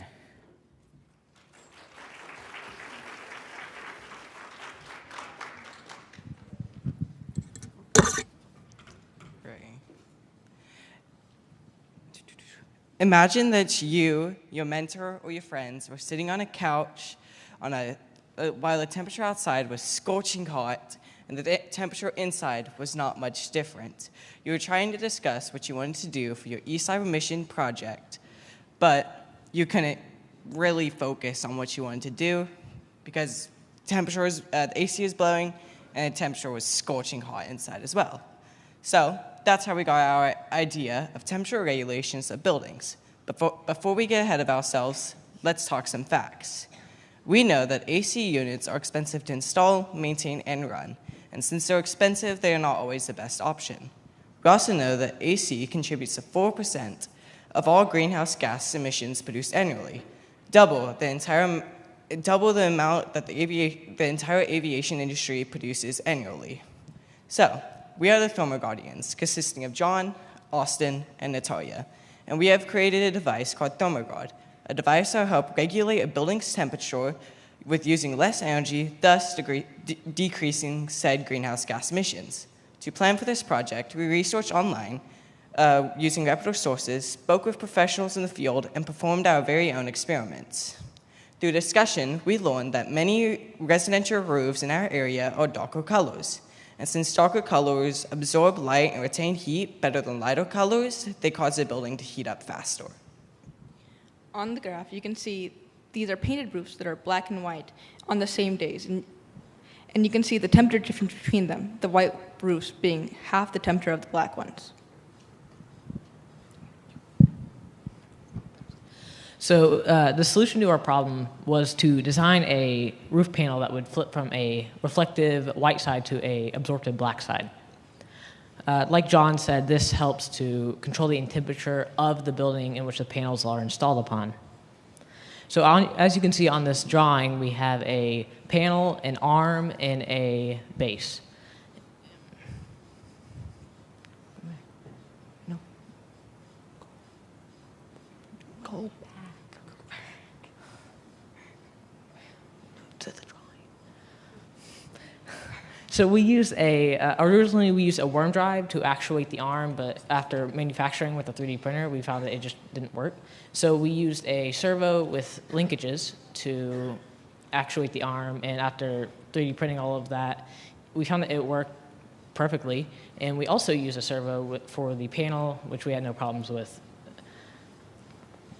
And on this slide, you can see that there's a view of the servo and the base, the arm, and then the exploded view of the entire design.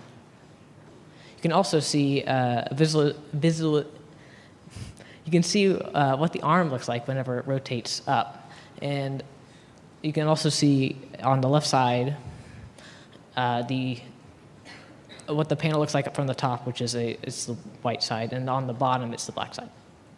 These are some graphs from our experiments. These are when they were laying flat on the ground in the sun. The top lines are the black panels, and the bottom line is the white panels, with the blue bars being the outside temperature, so you can see how it correlates to the temperature of the panels. As you can see, then the marginal difference between the white and black panels, that actually increases the hotter the day gets, ranging from around 43% hotter to 55% hotter. These are pretty similar to the other ones, except for we have a set of black and white panels at a 56.2 degree angle, which is the optimal angle for solar panels during the winter and fall months. Some concerns and future possibilities are as followed. The panels rely on sunlight to heat up the building, which isn't always available. And the panels don't cool down the building the same way AC does, more reflecting sunlight away from it and keeping the building cooler for longer. Which is why we consider it more of a support to AC and less of a replacement if you want the same results. Some of the things to look up in the future are the size of the actual panel, since the prototype is a lot smaller, the material for the panel, and if they could be recyclable, and how to connect it to the thermostat so it could flip automatically in conjunction with the AC or by itself. ThermoGuard is supposed to help lower the price of heating and cooling in buildings, helping schools, homeowners, and businesses. Something that started as just a problem in our school may be able to help others in the future. This is ThermoGuard. Thank you for listening.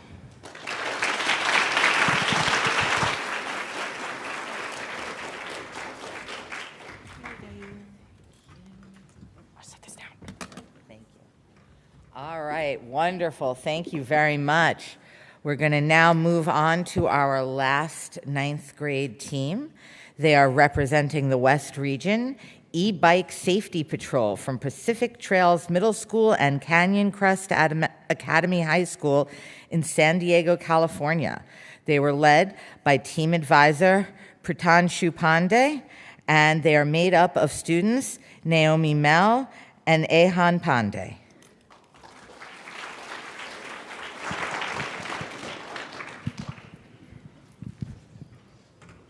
Hello, I'm Ahan, and I'm an 8th grader. Hello, I'm Naomi Limel, and I'm a 9th grader. Together we formed the E-Bike Safety Patrol in California, where the weather is always beautiful. Naturally, e-bikes are very popular here, and they have transformed the transportation landscape in San Diego, also raising a critical issue of safety. Here are several articles that we found with troubling statistics, ranging from serious ER cases to even death of children. Encinitas City Council declared a local state of emergency just a few days after a 15-year-old boy was killed following an e-bike collision with a van. In 2019 alone, there was over 3,000 fatalities worldwide. These incidences not only affecting the riders, but also their families. We found e-bikes are drastically increasing in sales, but so are the accidents and fatalities. In addition, most people in e-bike accidents suffer head-related injuries. To make matters worse, helmet usage has seen a concerning decline, with JAMA Surgery reporting a near 6% annual decrease between 2017 and 2022.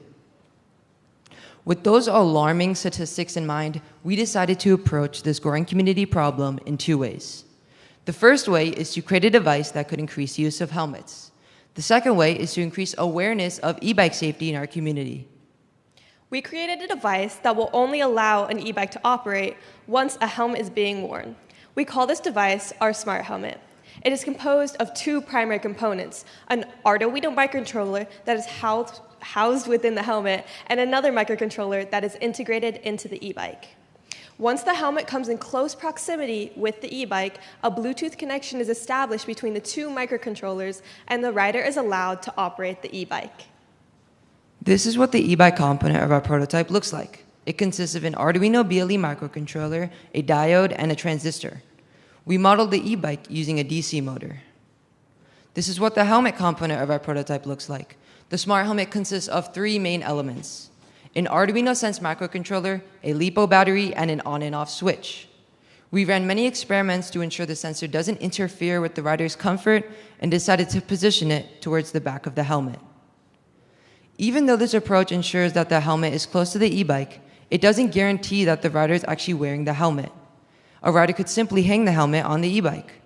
We improved our smart helmet by enabling a proximity sensor in the microcontroller and updated the code accordingly. With this significant enhancement, 2 conditions needed to be met. 1 is that the helmet needs to be close to the e-bike, and 2 is that the rider needs to be wearing the helmet. This completed our working prototype. We ran several experiments to test our prototype. One of such experiments measured the connectivity range between the two microcontrollers, comparing inside and outside the helmet. Our data, as shown on the table above, illustrates that the sensors maintained a steady connection to up to 8 feet of range, confirming our working prototype requirements, only allowing the Ebike to function once the helmet is nearby and being worn. To have a more immediate community impact, we created and distributed interactive surveys for both parents and children at our schools. The data sets we found from these were enlightening. 71% of children received no formal training relating to e-bike safety, meaning higher education on this topic was absolutely necessary. And 80% of parents expressed support in a device that ensures their child is wearing a helmet, meaning a device such as ours is very timely. We collected e-bike safety information by meeting local law enforcement officers, attending e-bike safety seminars, and through e-bike community groups. We then developed a slide deck which contained information about the importance of helmets and learning resources. This slide deck was distributed at our schools and among friends to increase awareness of this growing community problem. As a tight-knit team of 2, we had to divide up a substantial workload. Along with hard work came lots of fun work too. From cheering at Padres games, dressing up for Halloween, and enjoying frequent boba drinks, we strengthened our bond and made our collaboration even more effective. In the future, because of the STEM in Action grant, we plan to integrate additional sensors into the e-bike, integrate additional sensors into the helmet, integrate our whole idea into the e-bike, and then increase community awareness on this problem. Here's a list of our key references, and thank you so much for listening.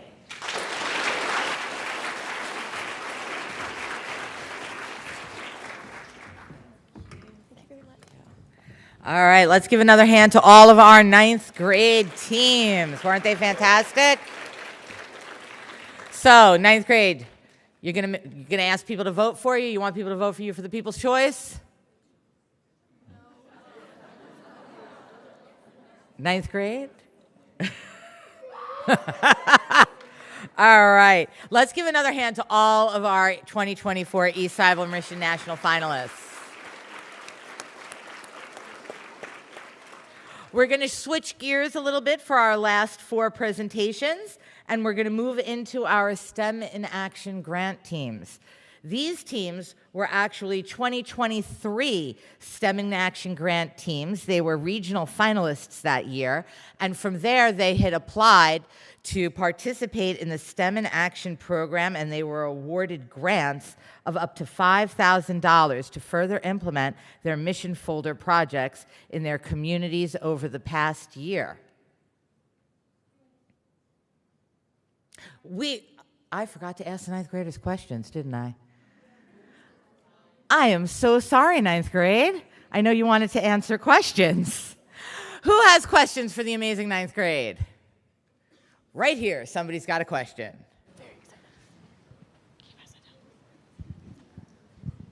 I have a question for the e-bike safety group.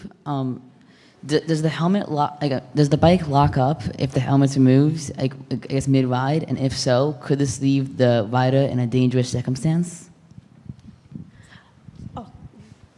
Yeah, for your question of whether the bike stops working if you're on the road and the, system malfunctions, it would not stop riding because it only stops the motor, but not the bike, and the motor's not specifically connected to like the brakes of the bike, and so it would continue going as a normal bike.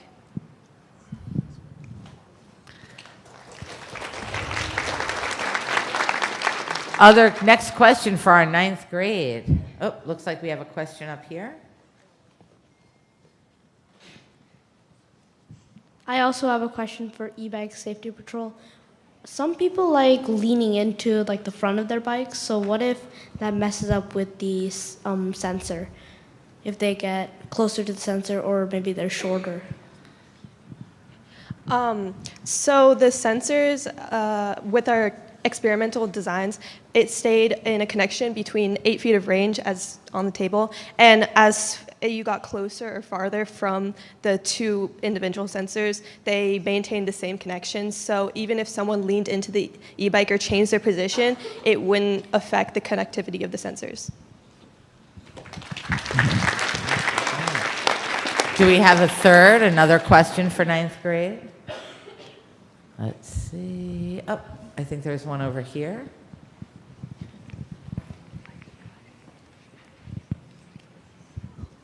I also had a question for e-bike safety.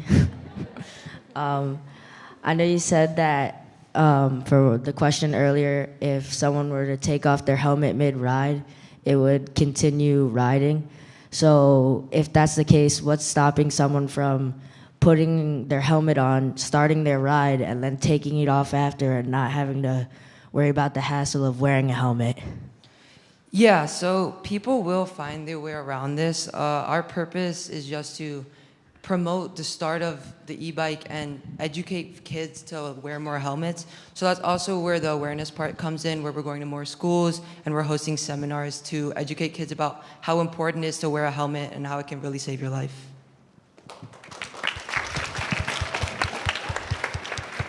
All right. So now let's have another hand for our ninth grade teams. And we're going to take a minute to remind everybody watching to make sure that you are voting for your People Choice favorite. You've got until 4:30 that voting will be open. Make sure if you're commenting, you're using hashtag eCYBER24. And we will find out tomorrow who the big People's Choice winner is and what amazing prize is in store for them. So with that, we are going to move on to our STEM in Action grant teams. I mean it this time.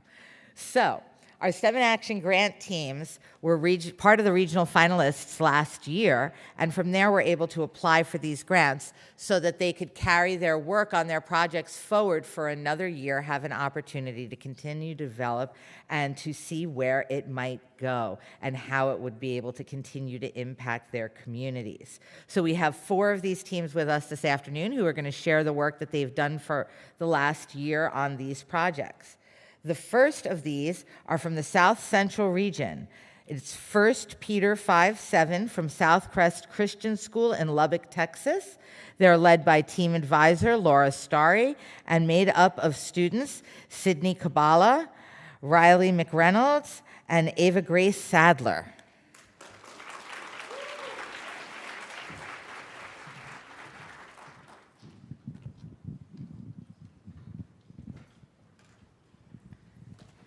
Hi, my name is Riley, and these are my friends and teammates, Sydney and Ava Grace. Anxiety is the most common mental health issue in America, with 5.8 million children diagnosed with this disorder. The Centers for Disease Control states that the majority of cases go unnoticed and untreated by schools and families. Common fears are normal, but when children do not outgrow these, anxiety results and it can interfere with everyday activity. Following isolation during the pandemic, cases have risen to an unprecedented 41%. I personally know what it's like to experience anxiety. This personal understanding combined with alarming statistics makes solving this community problem critical. We conducted a scientific survey, and 87% of students at our school self-reported moderate to high levels of anxiety on a daily basis. For many children, a reliable support system was provided at home, but we learned that students need support where they spend the majority of their time, in school.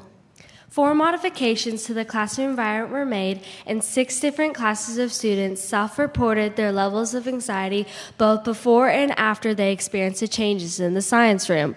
Blue color tint was applied to the classroom lighting after learning this color promotes peace and calm. 69% of the students found this modification helpful.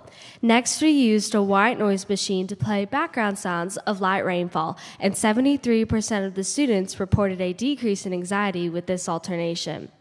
Scent diffusers were used next, and lavender was diffused because of the evidence of calming effects. 72% of the students said they had decreased anxiety with the scent diffusers. Our team was excited to see anxiety results decrease, 73% overall with these simple changes. We knew that the science room modifications had decreased anxiety, but we wanted to know if teachers in other classes would like to improve them as well. The team sent out a survey to gauge the teachers' interests, and there was an overwhelming support for modifications in the classes school-wide. Our team applied for and received the AEOP STEM in Action grant. This allowed us to modify every classroom in our school this year and provide support for students with anxiety. We ordered light covers and gave the teachers the covers they wanted in designs and colors that fit their classroom needs. Every room also received a diffuser and essential oils to use, including peppermint, orange, and lavender. Sound machines were distributed, and calming sounds of nature also lowered anxiety. Lava lamps and weighted lap pads for calming were also provided. Students and teachers were surveyed before and after the modifications were made. Similar to our individual classroom results, the data showed that all classrooms saw positive gain from the simple modifications. Teachers reported 83% of the students had greater focus and 78% had lowered anxiety with the classroom changes. The majority of the students benefited from these changes. With the success, it was evident that other schools need to learn about easy ways to deal with anxiety and help students. Over the past 12 months, we have spread anxiety awareness and simple ways to lower stress. Our local news station and several different newspapers helped our team. We were highlighted in one local news station in a segment called Tell Me Something Good. Our changes greatly impacted our school, and students are getting help with anxiety through a supportive classroom environment.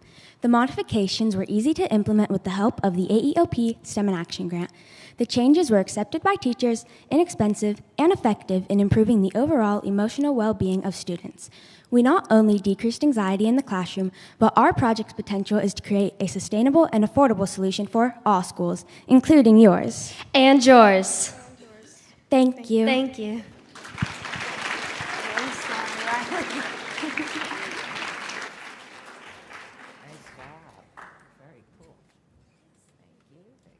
That's very cool. All right. We are now going to bring up our next STEM in Action grant team. And this is from the North Central region. It is Team Shanti. They are from Scullin Middle School in Naperville, Illinois. They were led by team advisor Sachin Hamarwasya and made up of students Naisha Hamarwasya, Nitya Jaishankar, and Leah Nair.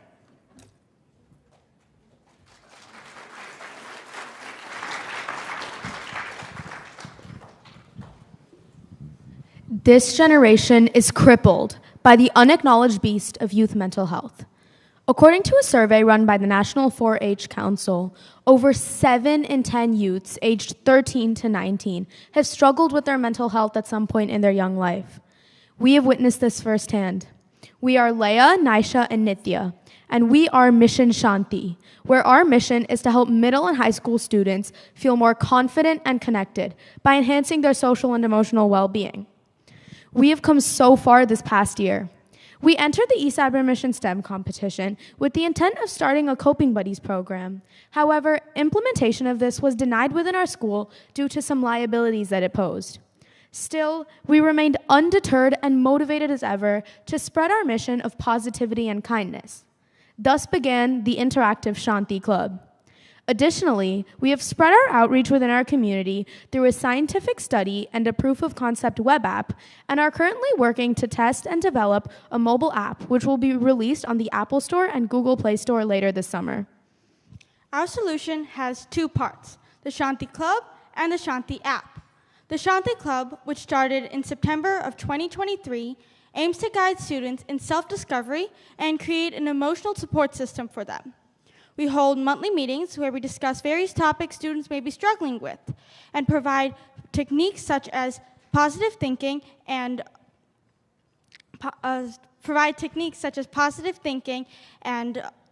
meditation to students.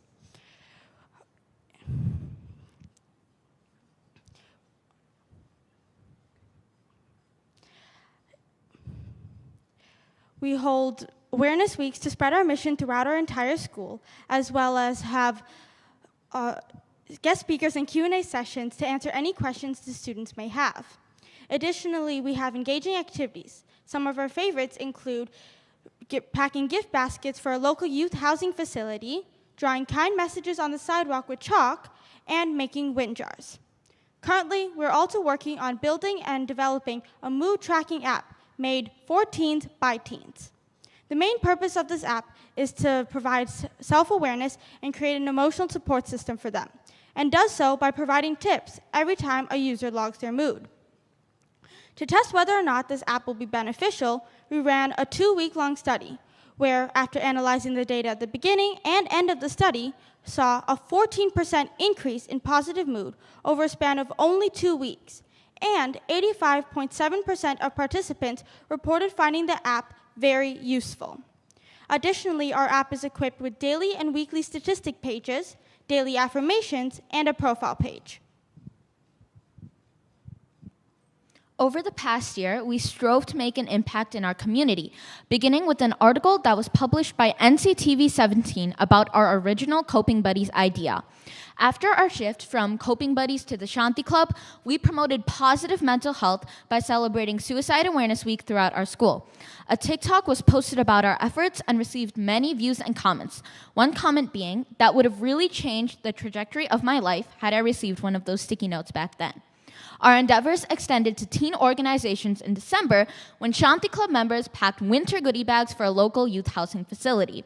Our impacts don't end there.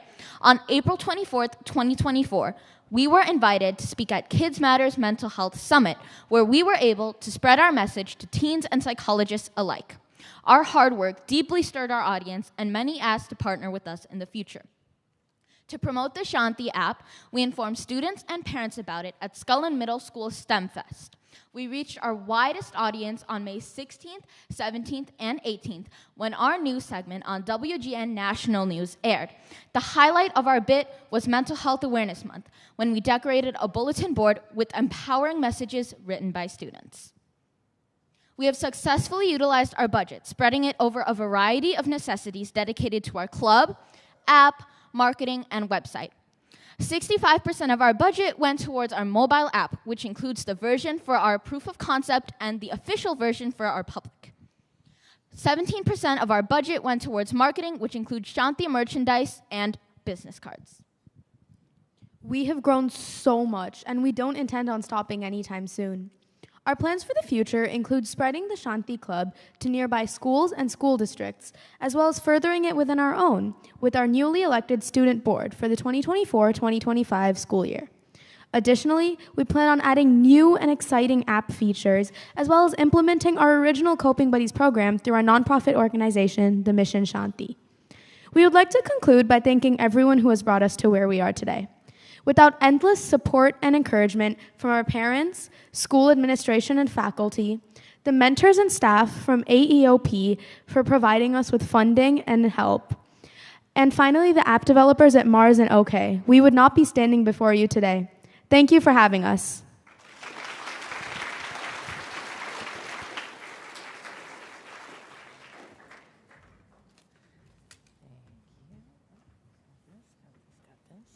Okay, thank you. So we're going to bring up now our next STEM in Action team, and they are from the Northeast region, and they were the Stemper Tantrums from Rachel Carson Middle School in Herndon, Virginia. They were led by team advisors Tammy Randolph and Surisha Yurova, and they are made up of students Annika Manda and Arishta Mula.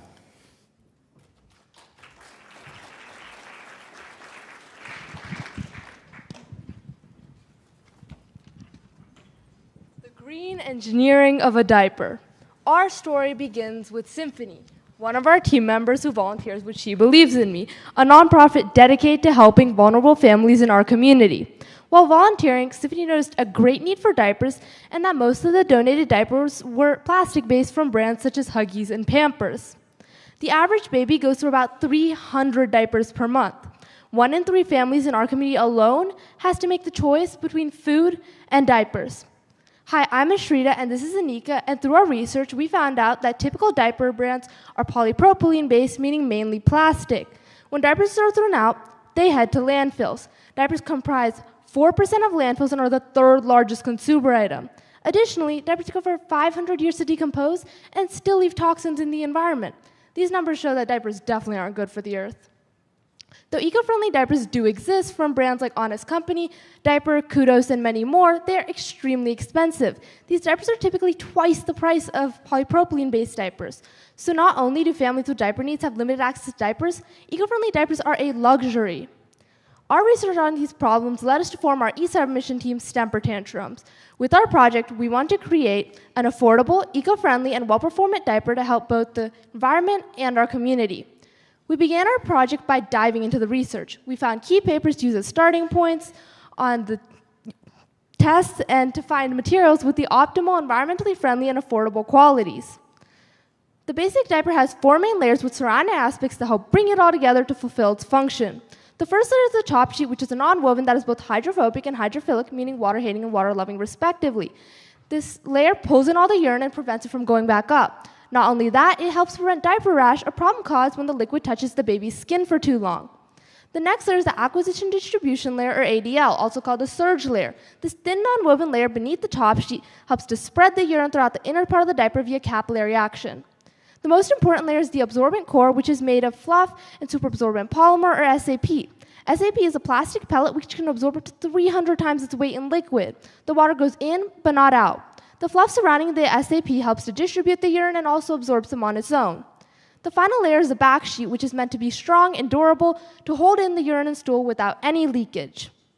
With a little knowledge, we created our very own prototype diaper, Baby Steps. Months later, we received the STEM in Action grant to make a manufacturer-ready diaper. Giant leap.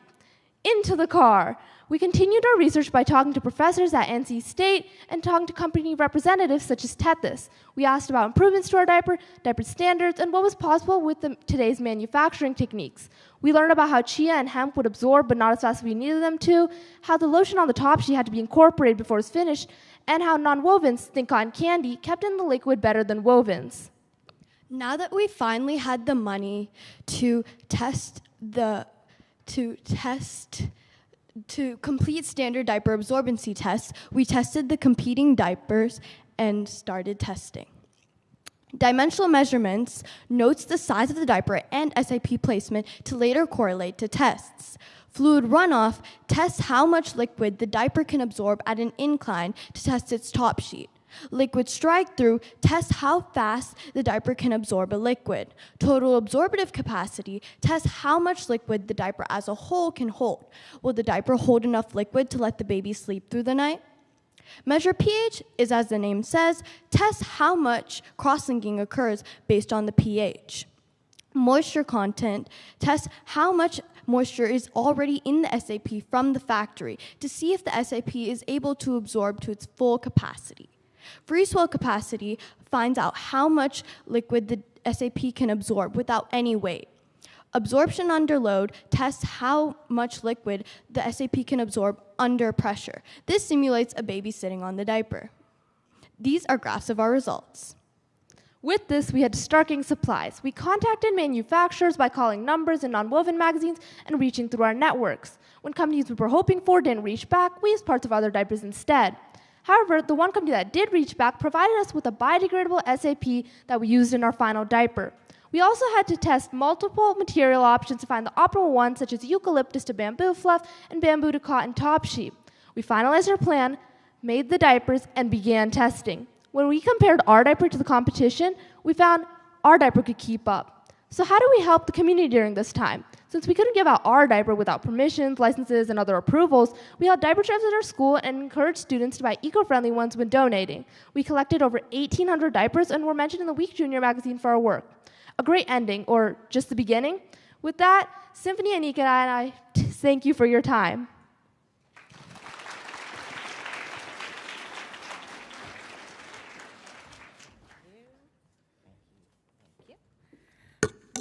Wonderful. We're going to bring up our final STEM in Action grant team, and they were from the West region. They are the Water Warriors, and they are from Sunrise and Kokopa Middle Schools in Scottsdale, Arizona. They were led by team advisor Audrey Skidmore and made up of students Ira Parsons, Chaz Skidmore, Audie Vasist, and Eric Wong.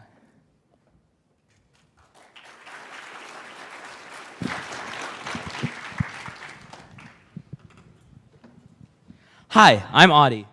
I'm Ira. I'm Eric. And I'm Chaz. We're the Water Warriors, and this is our moisture harvester. Water is essential for all life. However, the state of Arizona has been in a drought for nearly 30 years, with much of the rest of the country following. The water level of Lake Mead dropped 17 feet in 2021 alone and is getting even closer to Deadpool. Deadpool is when the water level in a reservoir becomes so low, water cannot flow downstream from a dam, rendering that reservoir useless. Arizona cities are already doing a lot to reduce water waste. However, existing solutions are insufficient. Inspired by Star Wars, we decided to try and create our own solution to this problem by helping build a moisture harvester to increase water supply. Our original set of requirements and constraints included safety, affordability, use of green energy, and collection amount. Our original design included a newly explored hygroscopic material called MOF 801, the most efficient water vapor adsorber at the low relative humidities of the desert. Slow-moving fans usher air through the MOF 801, hydrating it, followed by Peltier plates evaporating the water out of the material and condensing it into a container, all powered by a solar panel. Since we were unable to obtain MOF 801 while completing our original project, we used a computer model. A successful combination of modeling and prototyping showed that our design is both viable and efficient. When we were awarded the STEM in Action grant, we were excited to further pursue our vision. Our original plan included public outreach, creating a control system for automation, improving our fan system to be more efficient, improving our condensation system to get more water out of the material, and obtaining MOF 801. One of our primary goals for the grant was community outreach. We created a website to chronicle our progress at azwaterwarriors.org, where we regularly posted blog updates about our design. We also presented at a local elementary school, helping kids learn more about drought and getting them excited about science and engineering. We began by investing in some Raspberry Pis to serve as our control system due to their versatility and portability. We quickly wrote a control system which automates the device's cycles, allowing it to run 24 hours a day with no human intervention. However, we quickly ran into some issues with the driver that allows directly controlling the circuitry. We are currently working to resolve this issue. Our fan system moves air through the MOF 801, allowing it to adsorb water continuously. However, the slower the airspeed is, the less efficient the system is. But if the airspeed is too fast, then all of the moisture is adsorbed at the front of the material, blocking access to the rest. We constructed a wind tunnel to analyze the fan system and discovered a dead spot in the center of their fans from their hubs. We moved the fans slightly off-center to correct this and got much better airflow. Our graphs also show how we can control fan speed by using a potentiometer to change the voltage. We wanted to optimize water collection from the absorbent at the end of the process, so we ran a test. We found that a single Peltier plate is insufficient for the area we are trying to cool down. We will need multiple Peltiers spread out across a larger area for optimal water condensation. One of the most important parts of our entire device is the actual adsorption material, MOF 801. Luckily, with our grant, we were able to come in contact with the DevCom research scientist, Ann Kulishevitz, who was able to get us some MOF 801. Our original design called for the MOF to be synthesized in the form of a brick. However, this new MOF that we received from Ann was in smaller pellets, and we received a much smaller amount than we originally intended. Due to this, we had to revise our condensation system and scale down our device to accommodate for this. As you can see, we have only just started testing the MOF, but it is already absorbing water. Over the last year, thanks to the STEM in Action grant, we have brought our moisture harvester closer to fruition. We are grateful for the opportunity the grant provided us in doing so. We believe we have proven through our analyses and improvements that our device is a viable option for water collection in drought-affected areas using green energy. Our project may have been inspired by Star Wars, but we are turning science fiction into science fact. Thank you for listening to our presentation.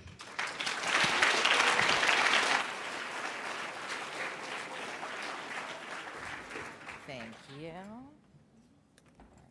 Thank you.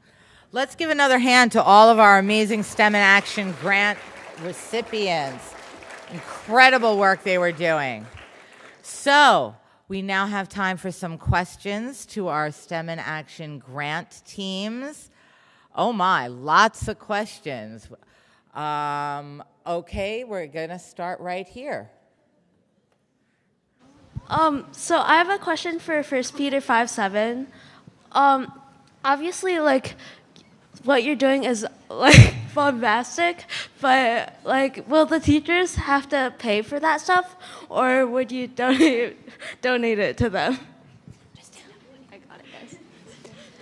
Our implementations were all paid for by the STEM in Action grant, so technically, yes, it was donated to the teachers, but for other schools, I don't think we would be providing it, but they're easy modifications. Thank you. We have other questions for our STEM in Action grant teams. Let's see. I think we have a question up here. Pick one. That whole team has questions. Okay, so some of your methods, they might cause problems for other students, and they might. Oh, Peter 157. It might disturb other students during testing because not everyone has the same preference to anxiety as you might think. So, how will you fix that?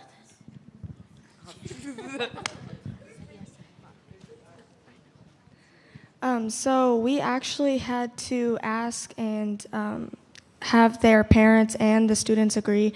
We kind of made it adjustable, and they change. Some teachers have them change every day, depending on the sounds or the sense compared to someone's liking.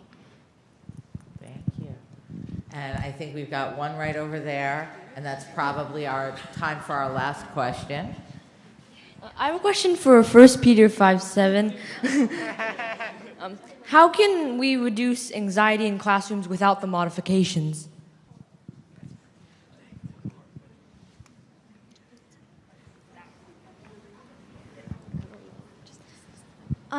There are many ways to decrease anxiety without the modifications, but obviously our project was using the modifications because we believe not only will our modifications decrease anxiety, but it also creates a new environment for the students to work in. So it's something new and exciting. Awesome, thank you. Let's give our STEM in Action grant students another big round of applause. That was incredible work. So, we're coming soon to the end of this. We have a few more things to talk about before we do, however. First, and most importantly, I know I've said it already, I'm saying it again, vote, vote, vote, vote, vote. Vote for your People's Choice favorites so that we know who they are, and we will find out who they are at the awards tomorrow. Now, I'm going to talk to our students for a second because I think you guys are all incredible, but I would like your help to thank a few people that I think need to be thanked. First, I'd like you to join me in thanking all of the grown-ups who helped you get here. Your teachers, your team advisors, parents, grandparents, people who drove cars, all of that. None of these programs for students exist without the willingness of all the adults who come together to get those things done. So that's really, really incredible, and thank you. The other group of people that I'd really like to ask you to help me recognize is each grade level had a mentor and an NCO who has been with them all a week to give them insight and guidance and help them rehearse and really just spend some time with them. So we're going to start with our 6th grade mentors and NCO. Our NCO with the 6th grade was Sergeant Donna Pajau. Excuse me. Let's give her a hand. And our 6th grade team mentor is Ms. Haley Fika. Our 7th grade NCO is Staff Sergeant Matthew Gardner. And our 7th grade mentor is Mrs. Amelia Speed. Our 8th grade NCO is Sergeant First Class Darius Rains. Our 8th grade mentor is Mrs. Amanda Martin. Our 9th grade NCO is Staff Sergeant Ahmed Sohil. And our 9th grade mentor was Ms. Maria Villegas. And then while they're not here with us this week, the students also worked continuously with 2 of our mentors online, and I'd like to recognize them, Mr. Cole Becker and Mr. Rodney Morgan.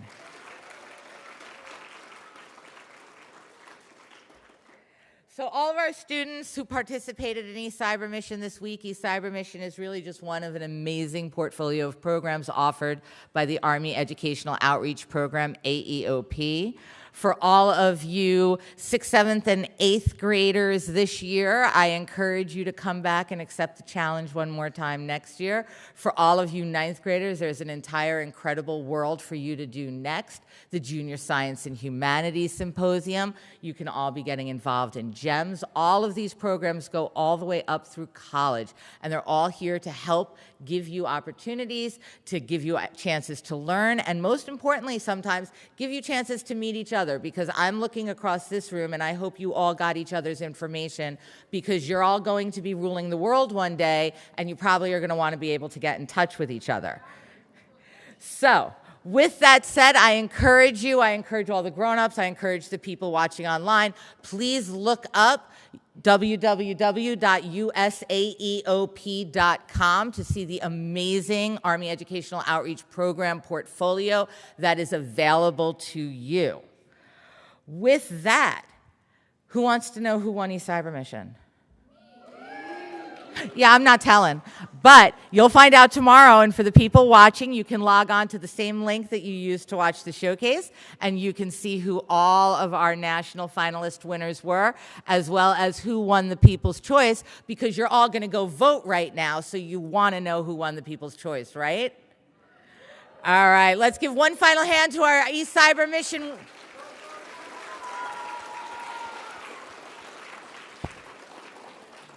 All right, I hope everybody...